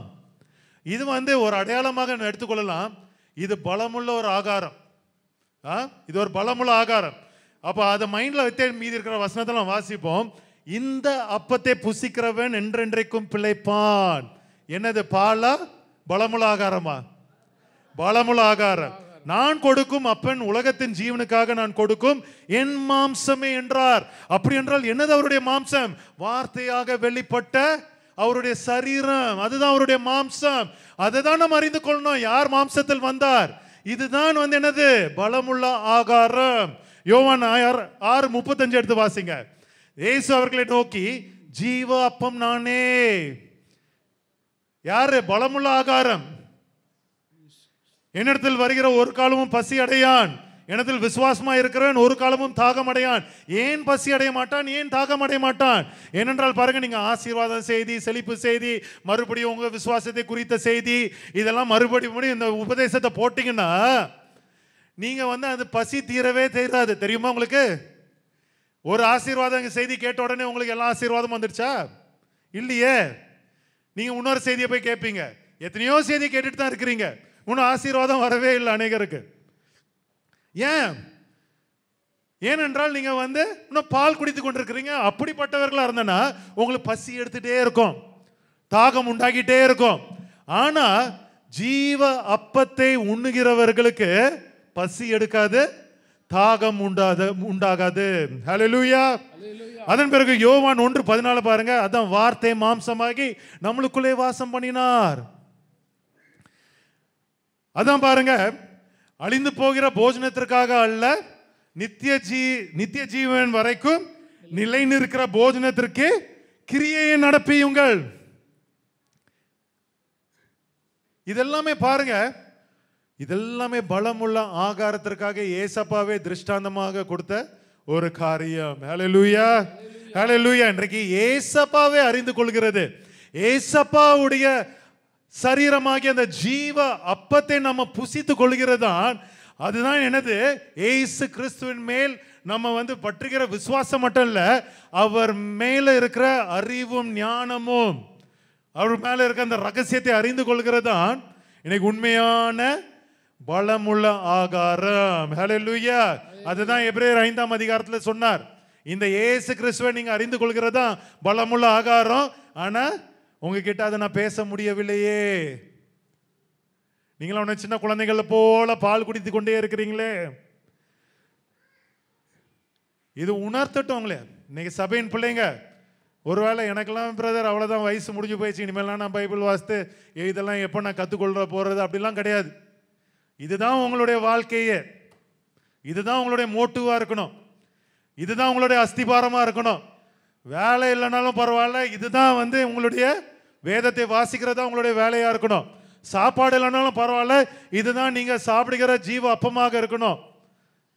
கரெக்டா இல்லையா? நீங்க அதுக்குள்ளாக நீங்க கடந்து வர வேண்டும். ஆதலால் பாருங்க, இன்னைக்கு இதுதான் வந்து நம்மளுக்காக கொடுக்கப்படுகிற பலமுள்ள ஆகாரம். ஆனாலும் பாருங்க, இன்னைக்கு அநேக சபையில் அப்படிலாம் கிடையாது. இன்னைக்கு முன்னாடி உட்கார்ந்து கொண்டிருக்கிறவர்கள் பாவம் செய்து கொண்டிருக்கிறாங்க, எல்லாம் விபச்சாரக்காரர்கள். இன்னைக்கு அநேகர் ஏமாற்றுக்காரர்கள் உட்கார்ந்தாலும் அவர்களுக்காக செழிப்பும் ஆசீர்வாதமான செய்தியும் கொடுத்து கண்டித்து உணர்த்தாத ஊழியக்காரர்கள் அநேகர் இந்த உலகத்தில் இருக்கு. அநேகர் நான் சொன்னேன்னா 50% கிடையாதுங்க, 99.9% அப்படிப்பட்ட ஊழியக்காரர்கள் தான் இந்த உலகத்தில் இருக்கிறார்கள். இது உண்மை. ஏன்னா நான் அநேக சபையர் போயிருக்கிறேன், எனக்கு தெரியும் என்னென்னலாம் பேசுறாங்கன்னு. ஆனால் நீங்க நிஜமாகவே அப்படிப்பட்ட ஊழியக்காரர்களோ சபைகளோ அப்படியே மூர்க்கமா மீசையெல்லாம் முறுக்குவாங்க. ஆனா மீசை என்ன தெரியுமா? நல்ல மீசை கிடையாது, பால் மீசை. பாலை குடிச்சிட்டு மீசை உள்ள தெரியுமா? அந்த மீசை தான் அந்த ஊழியக்காரர்களுக்கும் அந்த சபைக்கும் இருக்கும். கரெக்டா இல்லையா? கரெக்டா இல்லையா? ஆன்சர் பண்ணுங்க, ஒரு அல்லேலூயா சொல்லுங்க, ஒரு ஆமீன் சொல்லுங்க. சரி, அப்படி என்றால் இன்னைக்கு சபைகள் மனம் திரும்ப வேண்டும். அதான் வெளிப்படுத்தின விசேஷம் 2ஆம் அதிகாரம் 17ஆம் வசனத்தில் ஏசாப்பா சொல்லிட்டார், நீ மனம் திரும்பி இல்லாவிட்டால் நான் சீக்கிரமாக உன்னிடத்தில் என் வாயின் பட்டயத்தால் அவர்களோடு யுத்தம் பண்ணுவேன், என் வார்த்தையினாலே உங்களோட யுத்தம் பண்ணுவேன் என்று சொல்கிறார். இன்னைக்கு அவருடைய வார்த்தைக்கு நீ செவி கொடுக்காமல் நான் பழைய உபதேசத்தின்படியாகவே நான் வாழ்ந்து கொண்டு விடலாம் என்று நீங்க நினைத்தீர்கள் என்றால் முடியாது. அவர் ஏசாப்பாவே சொல்றார், நான் சொன்ன ஒவ்வொரு வார்த்தையும் உங்களை நியாயம் தீர்க்கும். இன்னைக்கு நிஜமாகவே அப்படிப்பட்ட ஒரு சூழ்நிலைக்குள்ளாக நம்முடைய சபையின் பிள்ளைகள் கடந்து போய்விடக்கூடாது. இன்னைக்கு அந்த எச்சரிக்கையாக எடுத்துக்கொள்ளுங்க. இன்னைக்கு நம்ம பலமுள்ள ஆகாரத்தை சாப்பிடுகிற சபையாக இருக்க வேண்டும். அதனால தான் நான் சொல்லிட்டே இருக்கிறேன், பைபிள் ஸ்டடியில் கலந்து கொள்ளுங்க. முதல்ல ஒன்றும் புரியாது தான், பரவாயில்ல, கலந்து கொள்ளுங்க. அது கேட்க கேட்க என்ன ஆகும்? பூரணமாகும். ஆண்டவர் கிரியை செய்வார், வசனங்கள் மூலமாக உங்களுக்குள்ளேயே பேசுவார். மாறிடும், உங்களுக்குள்ளாக இருக்க சிந்தனை எல்லாம் மாறிடும். ஆனா நீங்க நிச்சயமாகவே அப்படி நீங்க பலமுள்ள ஆகாரம் சாப்பிடாமல் வெறுமனே பாலை மட்டும் குடிக்க விரும்புகிறவர்களாக இருந்து, இல்லைன்னா பாலை மட்டும் குடிக்கிறவர்களாக இருந்தனா, ஒரு 10-12 கண்டிஷன் மட்டும் நான் கடகடன்னு நான் சொல்லிடுறேன், எல்லாருமே கேட்டுக்கொள்ளுங்க. ஏனென்றால் இது எல்லாமே உங்களுக்கு பொருந்தும். இப்படிப்பட்ட ஒரு கண்டிஷன் உங்களுக்குள்ளாக இருந்தனா நீங்க அறிந்து கொள்ள வேண்டும், நான் இன்னும் பால் குடித்து கொண்டிருக்கிறேன், நான் பலமுள்ள ஆகாரத்தை நான் சாப்பிட வேண்டும். ஆமென். இன்னைக்கு நிஜமாவே பால் குடிக்கிறவர்கள் கிட்ட ஒரு மெச்சூரிட்டியே இருக்காது, ஒரு பண்பே இருக்காது. கரெக்டா இல்லையா? ஏனென்றால் பாருங்க, வெறும் தோற்றத்தில் மட்டும் தான் அவங்க மெச்சூரா இருப்பாங்க, வீரன் போல இருப்பாங்க. ஆனா அவங்களுடைய ஞானம் எல்லாமே குழந்தைகளுடைய ஞானத்தை போல இருக்கும். 1 கொரிந்தியர் 14:20 அதான் பாருங்க சொல்றார், சகோதரரே நீங்கள் புத்தியிலே குழந்தைகளாய் இராதேயுங்கள், துர்க்குணத்தில் குழந்தைகளாயும் புத்தியிலோ தேறினவர்களாய் இருங்கள். மெச்சூரிட்டிக்காக பேசுறார். நீங்க புத்தியில குழந்தைகளாய் இருக்கக்கூடாதா? அதே மாதிரி துர்க்குணத்துல நீங்க குழந்தைகளா வேணா இருந்துருங்க. அப்படின்னா என்னன்னா, துர்க்குணத்தை அறியாதவர்களாக இருந்து கொள்ளுங்க. ஆனா நீங்க புத்தியில என்னதான் இருக்கணுமா? சிறு பிள்ளைகள் போல அல்ல, வாலிபர்களாக பிதாக்களாக நீங்க தேறினவர்களாக இருக்க வேண்டும். ஆமென். இன்னைக்கு நிஜமாகவே இந்த பண்பு, இந்த மெச்சூரிட்டி இல்லைன்னா, இன்னைக்கு அநேகர் இந்த மெச்சூரிட்டி இல்லாம தான் நீங்க வேதாமத்தை கொண்டு என்கிட்ட ஆர்கியூ பண்ணுவாங்க. நான் ஆர்கியூ பண்றதை விட்டுட்டு அவங்க இந்த மாதிரி ஆட்கள் கிட்ட வேதத்தையும் வாசிக்கிற கிடையாது, குழந்தை ஞானத்தை உடையவர்கள், இவங்ககிட்ட போய் நான் என்னத்தை போய் நான் போதிக்கிறது? சொல்லுங்க, என்னத்தை போய் போதிக்கிறது? சரி, அப்படி என்றால் அது முதல் கண்டிஷன். ஒருவேளை நீங்கள் பால் குடித்து கொண்டிருக்கிறதா இருந்தால், 2ஆம் கண்டிஷன், ஒரு மெச்சூரான ஒரு பேச்சே இருக்காது. உங்க பேச்சு சிறு பிள்ளைகளுடைய பேச்சு போலவே இருக்கும், விளையாட்டுத்தனமாகவே இருக்கும். இது மேல இருக்க அந்த முதல் பாயிண்ட்டுக்கு கனெக்டான ஒரு பாயிண்ட் தான். எபேசியர் 5ஆம் அதிகாரம் 1ஆம் வசனம் 4ஆம் வசனத்தில் பாருங்க, ஆதலால் நீங்கள் பிரியமான பிள்ளைகளைப் போல தேவனை பின்பற்றுகிறவர்களாகி அப்படியே வம்பும் புத்தியினமான பேச்சும் பரியாசமும் தகாதவைகள் சோத்திரம் செய்தலே தகும். ஹல்லேலூயா. அப்படி என்றால் இன்றைக்கு நிஜமாகவே நாம் தேவனை பின்பற்றுகிறவர்களாகி இன்னைக்கு நம்ம உண்மையாகவே அது நல்ல பலமுள்ள ஆகாரத்தை சாப்பிடாமல் வெறுமனே பால் குடித்து கொண்டிருந்தோன்னா நம்ம வம்புக்கு தான் போவோம். நம்ம பேச்சு எங்க போகுமா? வம்புக்கு தான் போகுமா? நம்ம பேச்சு எங்க போகுமா? புத்தி ஈனமான பேச்சாக தான் இருக்குமா? நம்ம பேச்சு எப்படி இருக்குமா? மற்றவர்களை பரியாசம் பண்ணுகிற பேச்சா தான் இருக்குமா? இது ஒருவேளை உங்களுக்குள்ளாக இருந்தால் நீங்க உணர்ந்து கொள்ள வேண்டியது என்னது? நான் இன்னும் பால் குடித்து கொண்டிருக்கிறேன், நான் பலமுள்ள ஆகாரத்தை சாப்பிட வேண்டும். ஏனென்றால் ஏசப்பா சொன்னாரு, நீங்கள் என்னதை பேச வேண்டுமா? தேவனுடைய ராஜ்யத்திற்கு பிரயோஜனமுள்ள காரியங்களை மட்டுமே பேசுங்கள் என்று ஒரு அறிவுரை உங்களுக்கு கொடுக்கப்பட்டிருக்கிறது. ஹல்லேலூயா, ஹல்லேலூயா. சரி, மூன்றாவது காரியம், நீங்க ஒருவேளை பால் குடித்து கொண்டிருக்கிறவர்களாக இருந்தனா, உண்மையாக தேவனுடைய வார்த்தை பிரசங்கிக்கப்படும் பொழுது உங்களுக்கு பயம் உண்டாகும். எத்தனை பேர் பயப்படுறீங்க? பயப்படக்கூடாது. ஏன் தெரியுமா? பால் குடிக்கிறவர்களுக்கு தான் இதெல்லாம் எப்படி இருக்குமா?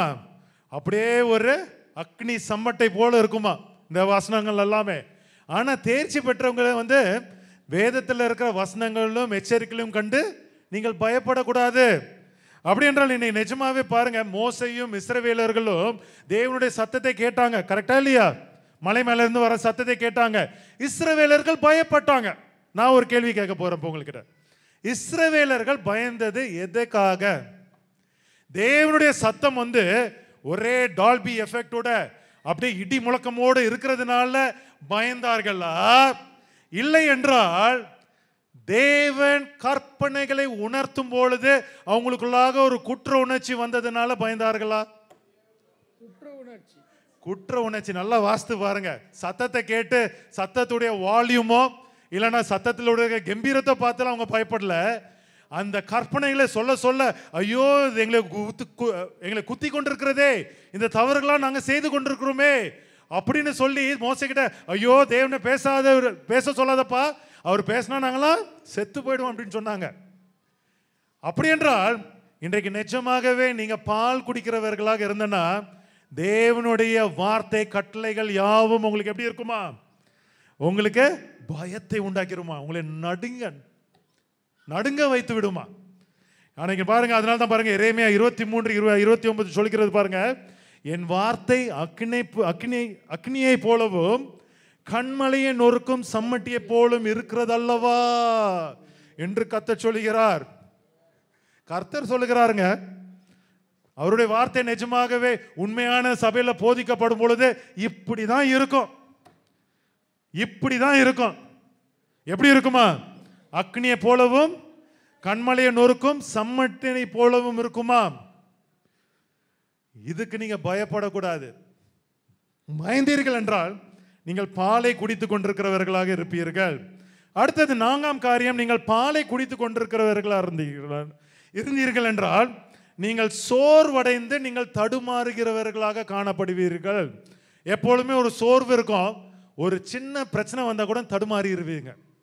வாசிங்க ஏசாயா 40ஆம் அதிகாரம் 30ஆம் வசனம் 31ஆம் வசனம்.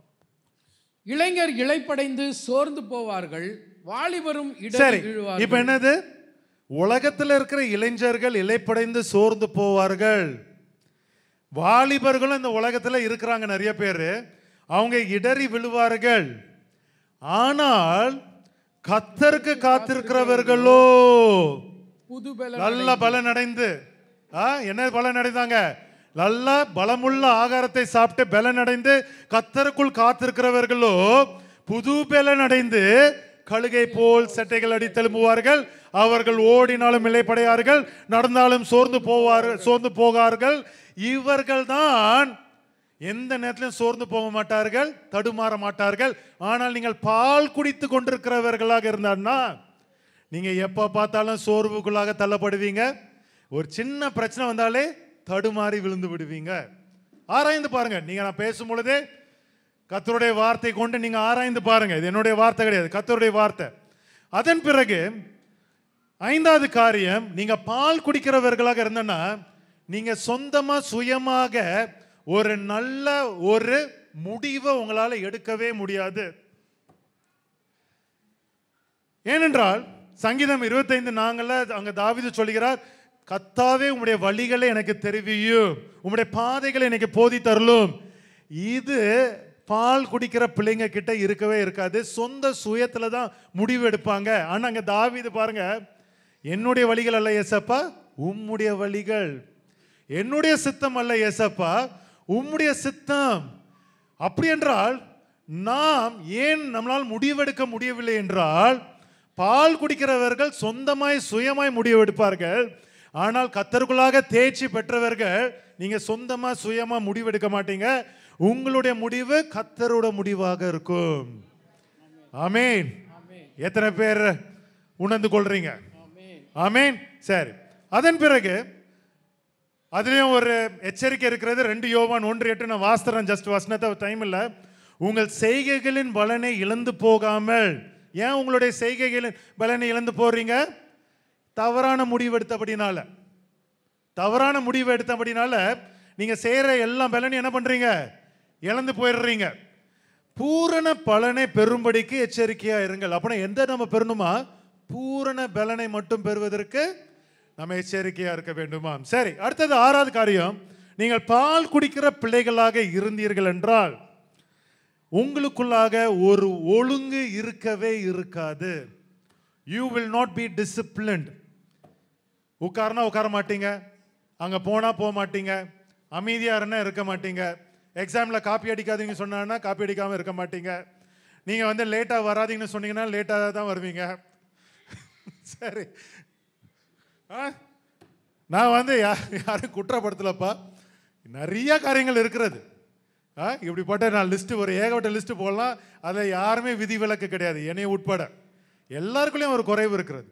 சரிங்களா? ஏன்னா நம்மளுக்குள்ளாக ஒரு டிசிப்ளின் குறைவு இருக்கிறது. ஏன் அப்படி என்றால், இன்றைக்கு நிஜமாகவே இந்த பூலோகத்திற்கு ஒழுங்கு கொண்டு வந்தவர் யார்? ஆதியாகமம் 1ஆம் வசனம் 2ஆம் வசனம் 1ஆம் அதிகாரம் 2ஆம் வசனத்துல என்ன எழுதப்பட்டிருக்கிறது? பூமி எப்படி இருந்துச்சா? ஒழுங்கின்மையா இருந்துச்சா? ஒழுங்க கொண்டு வந்தது யாரு? தேவன் தான் ஒழுங்க கொண்டு வந்தார். அப்படி என்றால் இந்த சபைக்கும் அந்த ஒழுங்க கொண்டு வர விரும்புகிறார். நீங்க நிஜமா கேளுங்க, அவங்க மிலிட்ரியில எல்லாம் வேலை பார்க்குறாங்க. மிலிட்ரியில இருந்தவங்களுக்கு தெரியும் ஒழுங்குனா என்னன்னு தெரியும். சும்மா இப்படி கூட அப்படி கூட பார்க்க முடியாது, எல்லாம் நோட் பண்ணிட்டே தான் இருப்பாங்க. நான் அப்படி இருக்கணும்னு நான் சொல்லல, ஆனா கர்த்தருடைய பிரச்சனத்துல ஒரு ஒழுங்கு இருக்க வேண்டும். அங்கதான் பாருங்க, எசேக்கியேல் 43ஆம் அதிகாரம் 11ஆம் வசனம் முழுசா வாசிக்கல. இங்க பாருங்க, கடைசியில பாருங்க, அவர்கள் செய்த எல்லாவற்றின் நிமித்தமும் வெட்கப்பட்டால் அப்பொழுது இந்த ஆலயத்தின் ரூபத்தையும் அதுல பாருங்க, அதன் எல்லா ஒழுங்குகளையும் அறிய மாட்டார்களாம். அடுத்த பகுதியை காட்டுங்கம்மா. ஆனா பாருங்க, அவைகளின்படி எதிர்படி செய்யும்படிக்காக அவங்களுக்கு வந்து எழுதி வைக்கப்பட்டிருக்கிறது. ஆலயத்தில் இருக்கிற எல்லா சட்டங்களையும் தெரியப்படுத்தி மேல பாருங்க, சாரி, அவர்கள் அதனுடைய ஆலயத்தில் இருக்க எல்லா சட்டங்களையும் தெரியப்படுத்தி அதன் ஒழுங்கின்படியாக நடக்கிற பிள்ளைகளாக நீங்கள் இருக்க வேண்டுமா? இன்னைக்கு டிசிப்ளின் என்கிறது இந்தியாக்காரங்களுக்கு பிடிக்கவே பிடிக்காது. நிஜமா நான் சொல்றேன், நம்ம நாடு அதுல ரொம்ப குறைவு டிசிப்ளின்ங்கிற ஒரு காரியத்தில். மற்ற இடத்துல வேற எப்படிப்பட்ட பாவங்கள் வேற மாதிரி இருந்தா கூட, ஒரு இடத்துல போனா டிசிப்ளின். ஒரு லைன்ல பேங்க்ல நின்னா லைன்ல நிற்பாங்க. ஒரு இடத்துல வந்து இதுதான் ப்ரொசீஜர், இப்படி தான் நீங்கள் வரணும், நீங்கள் இந்த இடத்துல இந்த மாதிரி ரூல்ஸ் தான் ஃபாலோ பண்ணணும்னு சொன்னா கரெக்டாக ஃபாலோ பண்ணுவாங்க ஓரளவுக்கு.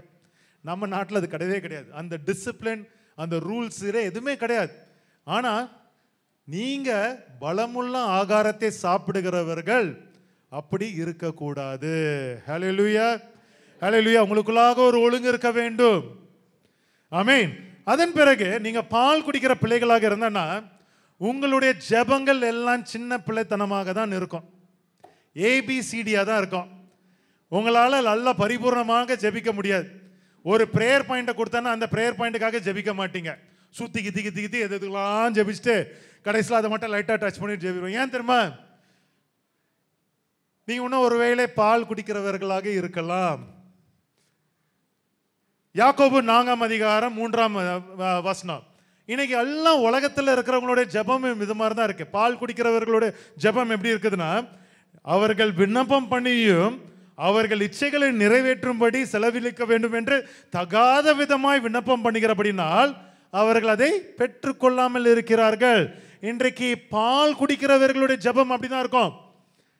எதுக்கு ஜெபிப்பாங்க? ஐயோ ஏசப்பா, எனக்கு ஒரு கார் மட்டும் கொடுத்துருங்க.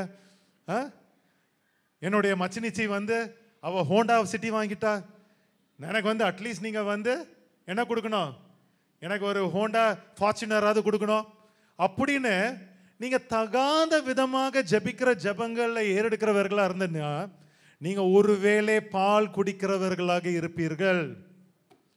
ஏனென்றால் உண்மையாகவே நான் எத்தனையோ செய்தி கொடுத்துட்டேன், நம்ம ஜெபிக்கிறது ஆசீர்வாதத்திற்காக ஜெபிக்க கூடாது. ஏனென்றால் நம்மளுக்கு ஆசீர்வாதம் கிடையாது, என்னது? பலன்கள். புதிய ஏற்பாடு இல்ல, பலன்களை நோக்கி மட்டும்தான் நம்ம ஜெபிக்கிறோம். அது மட்டும் கிடையாது, நம்ம எப்படி ஜெபிக்கணுமா? நம்ம எப்பொழுதுமே 1 தெசலோனிக்கேயர் 5:17 படியாக இடைவிடாமல் ஜெபம் பண்ண வேண்டுமா? ஜெபிக்க முடியுமா உங்களால் இடைவிடாமல்? 24 மணி நேரமோ? பாத்ரூம் போக வேண்டாமா? வேலைக்கு போக வேண்டாமா? சாப்பிட வேண்டாமா? பல்லு வளர்க்க வேண்டாமா? அப்ப எப்படி இடைவிடாமல் ஜெபிக்க முடியும்?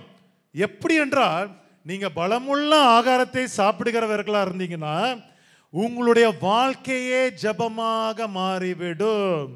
அதுதான் இடைவிடாத ஜெபம். உங்க சிந்தனையே ஏசப்பாவா தான் இருக்கும். நீங்க பாத்ரூம் போனாலும் ஏசப்பா தான் இருக்கும் சிந்தனை, சாப்பிட்டுட்டு இருந்தாலும் ஏசப்பா, தூங்கும் பொழுதும் உங்க கனவு தரிசனங்கள் எல்லாம் ஏசப்பா தான் வருவார், வேற யாரும் வரமாட்டாங்க. இதுதான் இடைவிடாமல் ஜெபம் பண்ணுகிறது. 40 நாள் உபவாசம் போட்டு நாங்கள் இடைவிடாமல் ஜெபம் பண்ணுகிறதுலாம் கிடையாது, அது கிடையாது. உங்க வாழ்க்கையே ஜெபமாக மாற வேண்டும். ஹல்லேலூயா. அப்போ நிஜமாகவே இது ஒரு காரணம். அடுத்தது 8வது காரணம், உங்களுடைய வேத வாசிப்பு. நீங்கள் பால் குடிக்கிற பிள்ளைகளாக இருந்தனா உங்க வேத வாசிப்பு சண்டே கிளாஸ் பிள்ளைங்களோட மோசமாக தான் இருக்கும். கரெக்டா இல்லையா? எத்தனை பேருக்கு அப்படிப்பட்ட வேத வாசிப்பு இருக்கிறது? சரி, நீங்க எல்லாம் உஷாராக தான் இருக்கிறீங்க, யாரும் தூங்கலன்னு நினைக்கிறேன். சரி, அப்படி என்றால் 2 தீமோத்தேயு 2ஆம் அதிகாரம் 15ஆம் வசனத்தை வாசிங்க, பார்க்கலாம். நீ வெட்கப்படாத ஊழியக்காரனாயும் சத்திய வசனத்தை நிதானமாய் பகுத்து போதிக்கிறவனாயும் உன்னை தேவனுக்கு முன்பாக உத்தமனாக நிறுத்தும்படி ஜாக்கிரதையா இருக்க வேண்டுமா? எதற்காக ஜாக்கிரதையா இருக்க வேண்டுமா? குழந்தைகளை போல பைபிள் வாசிக்கிறது கிடையாது. சத்திய வசனத்தை நிதானமாய் பகுத்து போதிக்கிறவனாயும், சத்தியத்தை போதிக்கிறவனா இருக்கணும். சங்கீதம் 119:11. நான் உமக்கு விரோதமாய் பாவம் செய்யாதபடிக்கு உமது வாக்கை என் இருதயத்தில் வைத்தேன். ஆமா, தாவீது சொல்றான், நான் எப்ப வேணாலும் பாவம் செய்யலாம், ஆனா நான் பாவம் செய்யாதபடிக்கு என்ன பண்ண போறேன்? உம்முடைய வார்த்தைகள் எல்லாத்தையும் நான் மனப்பாடம் என்ன பண்ண போறேன்? நான் இருதயத்தில் நான் வைக்க போகிறேன் என்று சொல்கிறார். மத்தேயு 4ஆம் அதிகாரம் 4ஆம் வசனம்.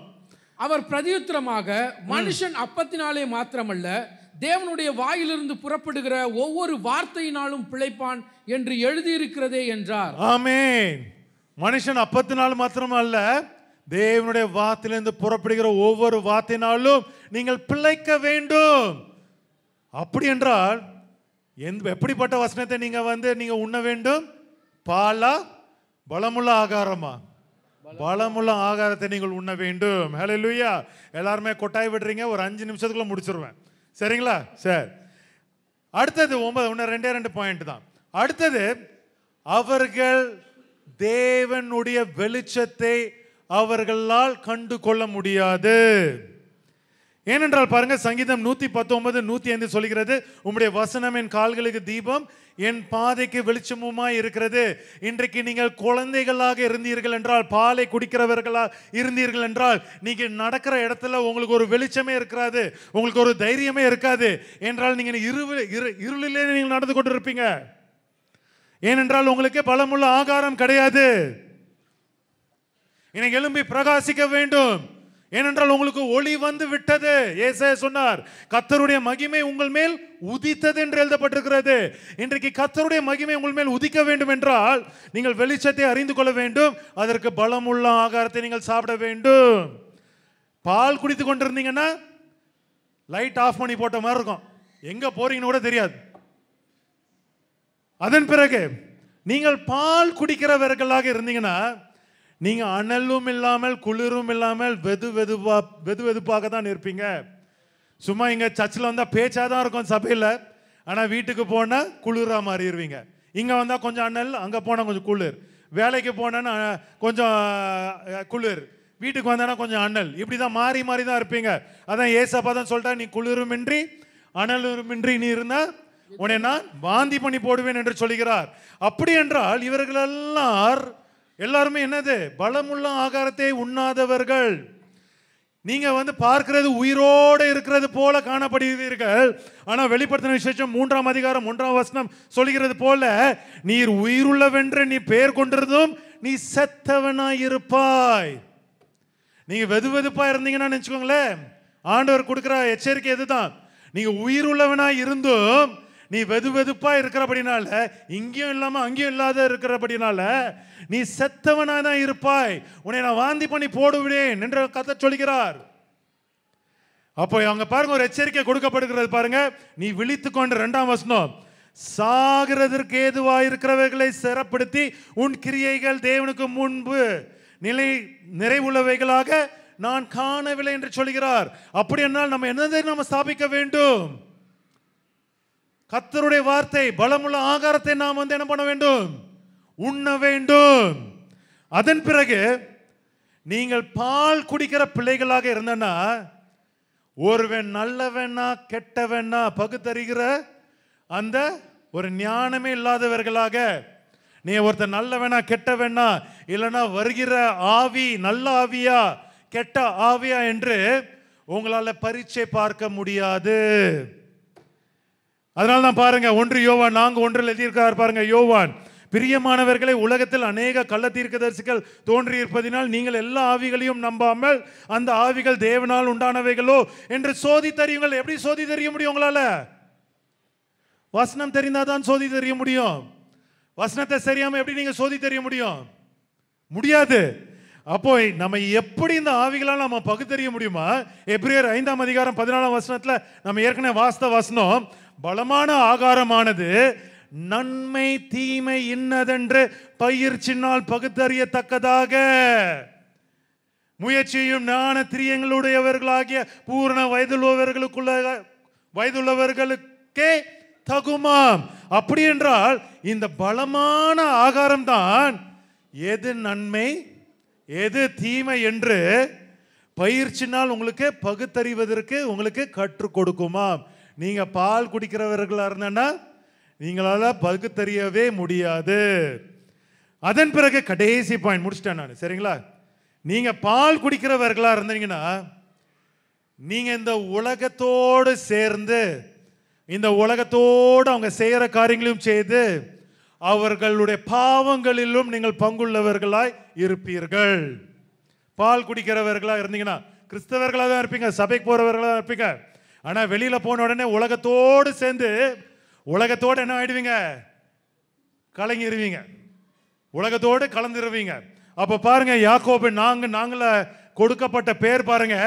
இப்படி நீ கிறிஸ்தவன் என்று சொல்லி உலகத்தோடு நீங்க கலந்து கொண்டீர்கள் என்றால் உங்களுக்கு கொடுக்கப்படுற பேர், அங்க யாக்கோபு கொடுக்கிற பேர், விபச்சாரரே விபச்சாரிகளே, உலக சிநேகம் தேவனுக்கு விரோதமான பகை என்று அறியீர்களா? ஏன் விபச்சாரிகள் சொல்லப்படுது? உங்களுக்கு இருக்க வேண்டிய ஒரே ஒரு புருஷர் யாரு? மணவாட்டி யாரு? இயேசு கிறிஸ்து. அவரை விட்டு நீங்க என்ன பண்ணிட்டீங்க? விபச்சாரம் செய்யறதுக்கு உலகத்தோடு நீங்க கலந்து கொண்டீங்க. வேற புருஷர்கள சண்டே மட்டும் அவர் புருஷர், மண்டேல இருந்து சாட்டர்டே வேற வேற புருஷர். ஒரு நாள் சினிமா புருஷர், ஒரு நாள் டிராமா புருஷன், ஒரு நாள் எங்க வேலையில ஏமாத்துறது புருஷன். இப்படிப்பட்ட காரியங்கள் இருக்கக்கூடாது. அதுதான் எச்சரிக்கிறார். ரோமர் 12:12 பாருங்க, நீங்கள் இந்த பிரபஞ்சத்திற்கு ஒத்த வேஷம் தெரியாமல் தேவனுடைய நன்மையும் பிரியமும் பரிபூர்ணமான சித்தம் இன்னதென்று பகுத்தறியத்தக்கதாக உங்கள் மனம் புதிதாகிறதுனாலே மறுரூபமாகுங்கள். எப்படி? பால் குடிக்கிறதுல இருந்து பலமுள்ள ஆகாரத்தை சாப்பிடுகிற பிள்ளைகளாக மாறுங்கள். ஆமென். இன்னைக்கு நிஜமாகவே இதெல்லாமே நீங்க சோதித்து அறிய வேண்டிய ஒரு காரியம். ஏனென்றால் இன்றைக்கு நிஜமாகவே நாம் தேவனோடு இருக்கிறோம் என்பதை நாம் அறிந்து கொள்ள வேண்டும் என்றால் ஒரு அறிகுறி இருக்கிறது. என்ன தெரியுமா? சொல்ல முடியுமா உங்களால? நான் தேவனோட தான் இருக்கிறேன், இந்த உலகத்தோடு நான் கலந்து கொள்ளவில்லை என்று நீங்கள் சொல்ல வேண்டும் என்றால், நீங்கள் சாட்சியாக சொல்ல வேண்டும் என்றால் ஒரு அறிகுறி இருக்கிறது. எத்தனை பேர் அதெல்லாம் உணர்ந்திருக்கிறீங்கன்னு தெரியல. ஏனென்றால் நீங்கள் உண்மையான பலமுள்ள ஆகாரத்தை சாப்பிட்டு தேவனுடைய ஞானத்தின்படியாக தேவனுடைய காரியங்களை மட்டுமே இந்த உலகத்தில் செய்கிறவர்களா இருந்தனா, அந்த அறிகுறி என்ன தெரியுமா? இந்த உலகம் உங்களை வெறுக்கும். இந்த உலகம் உங்க பக்கம் சாயாது, உங்களுக்காக பரிந்துரைத்து பேசாது, உங்களுக்காக இரக்கம் பாராட்டாது. உங்க ஃப்ரெண்ட்ஸே உங்களை கேலி செய்வாங்க, உங்க குடும்பத்தாரே உங்களை புறக்கணிப்பாங்க. இந்த உலகம் உங்களை வெறுத்து தள்ளிவிடும். இது எதற்கு ஆதாரம்னா, ஏசப்பாவோட தான் நான் இருக்கிறேன், நான் உலகத்தில் இல்லை என்பதற்கு ஒரு ஆதாரம். ஹல்லேலூயா. எத்தனை பேர் இப்படி ஒரு சாட்சியை பெற்றிருக்கிறீங்க? உலகம் வெறுக்கணும், அது கர்த்தருக்குள்ளாக நம்மளுக்கு கிடைக்கிற ஒரு சாட்சி, நம்மளுக்கு ஒரு ஆதாரம். நம்ம ஏசப்பாவோட தான் இருக்கிறோம் என்பது. நிறைய பேர் முகம்லாம் நல்லா சிரித்த முகமா மாறிடுச்சு. ஏன்னா எனக்கு தெரியுது, நம்ம சபையின் பிள்ளைங்க எல்லாம் நிறைய பேர் உலகத்தார் வெறுக்கப்பட்டிருக்கிறீங்க. பயப்படாதீங்க, ஏசப்பா தான் சொல்லிட்டாரு, அது உங்களை வெறுக்கிறதுக்கு முன்பதாக அது என்னே வெறுத்தது. அதனால நீங்க ஏன்பா பயப்படுறீங்க? எந்த ஒரு காரணமே இல்லாம என்னையே அது பகைத்தது.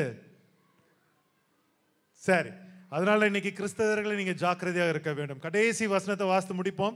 எபேசியர் 4ஆம் அதிகாரம் 14ஆம் வசனம் 15ஆம் வசனம். நாம் இனி குழந்தைகளாய் இராமல், பால் குடிக்கிற குழந்தைகளாய் இராமல், மனுஷருடைய சூதும் வஞ்சிக்கிறதுக்கு ஏதுவான தந்திரமுள்ள போதகமாகிய பலவிதமான காற்றினாலே அலைகள் போல அடிபட்டு அலைகிறவர்களாயிராமல். என்னது? பால் குடிக்கிறவங்க இப்படி இழுத்தா அப்படி வருவாங்க, அப்படி இழுத்தா அங்க போவாங்க. ஏன்? அஸ்திவாரம் ஸ்ட்ராங் இல்ல, அஸ்திவாரம் மணல் மேல இருக்கு. அஸ்திவாரம் எங்க இருக்கணும்? கற்பாறையின் மேல இருக்கணும், ஏசு கிறிஸ்து மேல இருக்கணும். உங்க மூளைக்கல் என்னதான் இருக்கணும்? ஏசு கிறிஸ்துவாக இருக்கணும். உங்க போதனை எல்லாம் எதனால கட்டப்பட்டிருக்கணும்? தீர்க்கதரிசிகள் அப்போஸ்தலர்களாக கட்டப்பட்ட போதனைகளாக இருக்கப்பட வேண்டும். அப்படி இருந்தாதான் நீங்க அங்க இங்க அழைக்கப்பட மாட்டீங்க. அதன் பிறகு அன்புடன் சத்தியத்தை கை கொண்டு, முக்கியமான ஒரு பகுதி, நீங்க எதை கை கொள்ளணுமா? சத்தியத்தை கை கொண்டு. பைபிள் ஸ்டடி வந்தவர்களுக்கு தான் தெரியும் சத்தியம்னா என்னது. யோவான் 8:24, நானே அவர் என்று நீங்கள் விசுவாசியாவிட்டால் உங்கள் பாவங்களில் சாவீர்கள். யாரை பத்தி பேசினார்? ஏசு கிறிஸ்து பிதாவை பத்தி பேசினார். அவர் பிதாவை குறித்து பேசினார் என்று 2 வசனங்கள் எழுதப்பட்டிருக்கிறது. 27ல 32ஆம் வசனத்துல அழகா சொல்றார், இதுதான் சத்தியம், சத்தியத்தை அறிவீர்கள், சத்தியம் உங்களை விடுதலையாக்கும் என்று சொல்கிறார். இதான் சொல்றார், அன்புடன் நம்ம என்ன பண்ணணுமா? சத்தியத்தை கை கொள்வீர்கள். இதுதான் நம்ம பைபிள் ஸ்டடியில பார்த்து கொண்டிருக்கோம். சத்தியம் இருந்தாதான் அன்பு, உண்மையான அன்பு இருந்தாதான் சத்தியம். அன்புடன் என்னத்தை கை கொள்ளணுமா? சத்தியத்தை கை கொண்டு தலையாகிய கிறிஸ்துவுக்குள் எல்லாவற்றிலேயும் நாம் வளருகிறவர்களாய் இருக்கும்படியாக அப்படி செய்தார். ஹல்லேலூயா, ஹல்லேலூயா, ஹல்லேலூயா. எல்லாருமே எழுந்து நிற்போமாக. இன்றைக்கு எல்லாருமே நீங்க அர்ப்பணித்து நீங்க ஜெபிக்க போறீங்க. இன்னைக்கு இந்த வார்த்தை பெரிய செய்தி தான். ஆனா நான் சொல்லிட்டேன், நம்ம உண்மையான தேவனுடைய வார்த்தையை நம்ம அறிந்து கொள்ள வேண்டும் என்றால் நீங்க ஆயத்தத்தோடு வரணும். காலையில் ஒரு 2 காஃபியை குடிச்சிட்டு வரணும். கையில் கூட ஒரு ஃப்ளாஸ்கில் ஒரு காஃபி வச்சுக்கிட்டு இருந்தீங்கன்னா நல்லது. ஆமாம், இதை கண்டிப்பாக ஒவ்வொரு வார்த்தையும் நீங்கள் நம்ம ஆராய்ந்து பார்க்கும் பொழுது, எனக்குள்ள அந்த குறை இருந்தால் சும்மா உடனே உங்களை கடினப்படுத்தி கொள்ளாதீங்க. உங்கள் இருதயங்களை நீங்கள் கடினப்படுத்தி கொண்டு, ஐயோ அப்படிலாம் என்கிட்டலாம் கிடையாது, நான் நல்லவனாக தான் இருக்கிறேன், நான் நல்லவள தான் இருக்கிறேன் அப்படிங்கிற ஒரு சிந்தனை இல்லாமல் எல்லாம் கண்களையும் மூடுங்க. யாரும் அங்கங்கே பேச வேண்டாம். நீங்கள் எல்லாருமே இப்போ நீங்கள் அர்ப்பணித்து நீங்கள் ஜெபிக்க போகிறீங்க. நீங்கள் ஒவ்வொரு பாயிண்ட்டும் கேட்டீங்க, இதுக்கு மேலே அநேகர் பாயிண்ட்ஸ் இருக்கலாம். அது கர்த்தர் உங்களுக்கு உணர்த்தினார் என்றால் அதையும் நீங்கள் ஏற்றுக்கொள்ளுங்கள். கர்த்தர் உங்களோட உள்ளத்தில் பேசினார் என்றால், என் மகளே, என் மகனே, இப்படிப்பட்ட குறைகளை நான் கண்டுபிடித்தனே, இதற்கு நீ என்ன செய்ய போகிறார் என்று கர்த்தர் உங்களுக்குள்ளாக ஒரு கேள்வி கேட்டால் அதற்கும் நீங்கள் ஏற்றுக்கொண்டு, ஏசப்பா எனக்கு நீர் போதி தருளும் ஏசப்பா, உங்களுடைய ஞானத்தை எனக்கு தாரும் ஏசப்பா, எனக்கு பலமான ஆகாரத்தை நீ தாரும் ஏசப்பா, இன்னைக்கு நான் ஏசப்பா ஞானத்தின் பிள்ளையாக இருக்க வேண்டும். நாங்கள் போதகர்களாக இருக்க வேண்டும். இந்த சுவிசேஷத்தை கை கொண்டு அன்போடு நாங்கள் இந்த சுவிசேஷத்தை பிரசங்கிக்கிற பிள்ளைகளாக நாங்கள் மாற்றப்பட்டிருக்க வேண்டும் ஏசப்பா. ஆனால் இவ்வளோ நாளாக நாங்கள் தாமதித்து விட்டோம் ஏசப்பா. ஆனால் அப்படி அல்ல. இனிமேல் நாங்கள் பழைய அந்த மூல உபதேசங்களுக்காக நாங்கள் திரும்ப செல்ல மாட்டோம் ஏசப்பா. அது எல்லாவற்றையும் எங்களுக்கு நிறைவேற்றி விட்டீர் ஏசப்பா. அது போதும். நாங்கள் இப்பொழுதோ தேவ பக்திக்குரிய ரகசியத்தையும் தேவ ஞானத்தை நாங்கள் பெறும்படியாக நாங்கள் முழுமையாக உம்முடைய சத்தியத்திற்குள்ளாக நடந்து வரும்படியாக இந்த நேரத்தில் எங்களை நாங்கள் ஒப்பு கொடுக்கிறோம் ஏசப்பா. நாங்கள் ஒப்பு கொடுக்கிறோம் ஏசப்பா. இதோ அறுவடை செய்வதற்கு அநேகர் இருக்கிறார்கள், ஆனால் அறுப்பவர்களோ குறைவாக காணப்படுகிறார்கள் ஏசப்பா. ஆனால் ஒரு சபை நீர் ஏற்படுத்தி உம்முடைய வார்த்தையினால் நீர் போதித்து இந்த பிள்ளைகளை நீர் ஆயத்தப்படுத்த விரும்புகிறீர். ஆனால் நாங்கள் தான் தாமதித்து விட்டோம் ஏசப்பா. நாங்கள் தான் ஏசப்பா இந்த உலகத்தோடு கலந்து விட்டோம் ஏசப்பா. நாங்கள் தான் ஏசப்பா இதெல்லாம் தேவை இல்லை, எங்களுக்கு அன்பு கிருபை இருந்தால் மட்டும் போதும் என்று நினைத்து விட்டோம் ஏசப்பா. ஆனால் அப்படி அல்ல. இதோ நாங்கள் பரிபூர்ணமாக உம்முடைய பலமான ஆகாரத்தை உண்டு நாங்கள் பலமுள்ள கிறிஸ்தவர்களாக பலமுள்ள ஆத்மாவாக அநேகரை நாங்கள் மாற்றுவதற்காகவும் சீர்திருத்துவதற்காகவும் அநேகரை உம்முடைய சத்தியத்திற்குள்ளாக வழி நடத்துகிற பிள்ளைகளாக மாறுவதற்காகவும் இன்றைக்கு நாங்கள் ஏசப்பா உம்முடைய பிரச்சனத்தில் நாங்கள் ஒரு தீர்மானத்தை ஏறெடுக்கிறோம். இனி நாங்கள் பாலை குடிக்க மாட்டோம், பலமுள்ள ஆகாரத்தை மட்டுமே நாங்கள் நேரிடுவோம் ஏசப்பா. அது மாத்திரம் எங்களுக்கு போதும் ஏசப்பா. எங்களுக்கு உம்முடைய ஆகாரத்தை நீ தாரும் ஏசப்பா. உம்முடைய ஜீவ அப்பத்தை எங்களுக்கு தாரும் ஏசப்பா. உம்முடைய வார்த்தை எங்களுக்கு மாம்சமாகட்டும், எங்களுக்குள்ளாக வாசமாகட்டும். அது எங்களுக்கு போதும் ஏசப்பா. இயேசுவே இந்த நேரத்தை எங்களை அர்ப்பணிக்கிறோம் ஏசப்பா. இந்த உலகத்தார் போல அல்ல, இந்த உலகத்தை போல ஒரு ஒற்றை வேஷம் தெரியாமல் நாங்கள் உமக்காக ஜீவிக்கும்படியாக உம்முடைய சித்தத்தை நிறைவேற்றும்படியாக உம்முடைய ராஜ்யத்தை இந்த உலகத்தில் வர வைக்கிற பிள்ளைகளாக மாறும்படியாக எங்களை ஏற்படுத்தும், எங்களை உயர்த்தும். அதற்காக இந்த சபையை நீர் ஆயத்தப்படுத்தி ஏற்படுத்தியிருக்கிறீர் ஏசப்பா. இந்த சபையில எந்த ஒரு துர்குணமும் இருக்கக்கூடாது ஏசப்பா, எந்த ஒரு சஞ்சலமும் இருக்கக்கூடாது ஏசப்பா. இந்த சபையில எந்த ஒரு பொறாமை குணமும் இருக்கக்கூடாது ஏசப்பா. இந்த சபை இசைவா இணைக்கப்பட்ட ஒரு பரிசுத்த ஆலயமாக இருக்க வேண்டும். அதற்காக எங்களை நாங்கள் ஒப்பு கொடுக்கிறோம் ஏசப்பா. பரிசுத்தம் உள்ள ஒரு சபையாக மாற்றும் ஏசப்பா. பரிசுத்தமுள்ளமாக ஒரு சந்ததியாக மாற்றும். நீர் எங்களை தெரிந்து கொண்டிருக்கிறீர். நன்றி ஏசப்பா. தெரிந்து கொண்டது மாத்திரமல்ல, எங்களை ஒரு பரிசுத்த சந்ததியாக மாற்றும் ஏசப்பா. எங்களை ஒரு ராஜரீக கூட்டமாக மாற்றும் ஏசப்பா. அதற்காக எங்களை வெளிச்சத்துக்கு கொண்டு வரும் ஏசப்பா. நாங்கள் இருளில் உள்ள நாள நடந்து விட்டோம், பாலை குடித்து விட்டோம். ஆனால் இன்றைக்கோ நாங்கள் ஆசைப்படுகிறோம், உம்முடைய அறிவின் ஞானமாகிய உம்முடைய வேத வசனத்தை இன்றிலிருந்தே நாங்கள் வாசிக்க தொடங்க போகிறோம். புரியலோ நாங்கள் வாசிப்போம் ஏசப்பா. இதற்குரிய ஞானத்தை கண்டிப்பாக நீர் எங்களுக்கு போதித்தருளுவீர். எப்போதுமே உடைய பிரச்சனையில் தரித்திருப்போம் ஏசப்பா.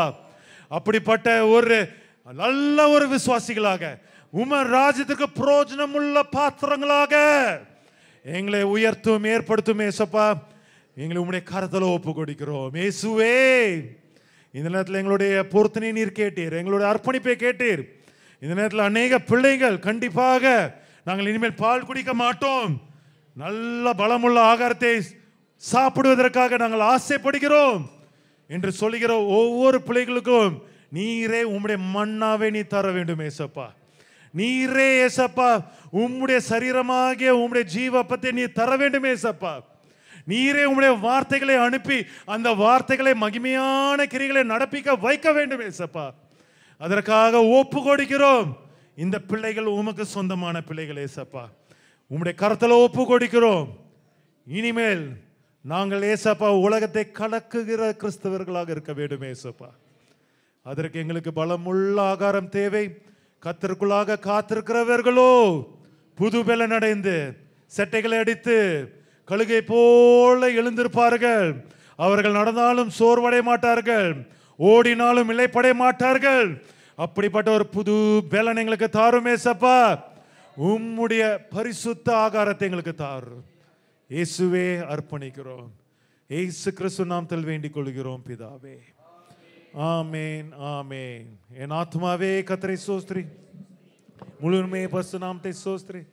என் ஆத்மாவே கர்த்தரை ஸ்தோத்திரி, கர்த்தர் செய்த சகல உபகாரங்களையும் மறவாதே. ஆமேன், ஆமேன்.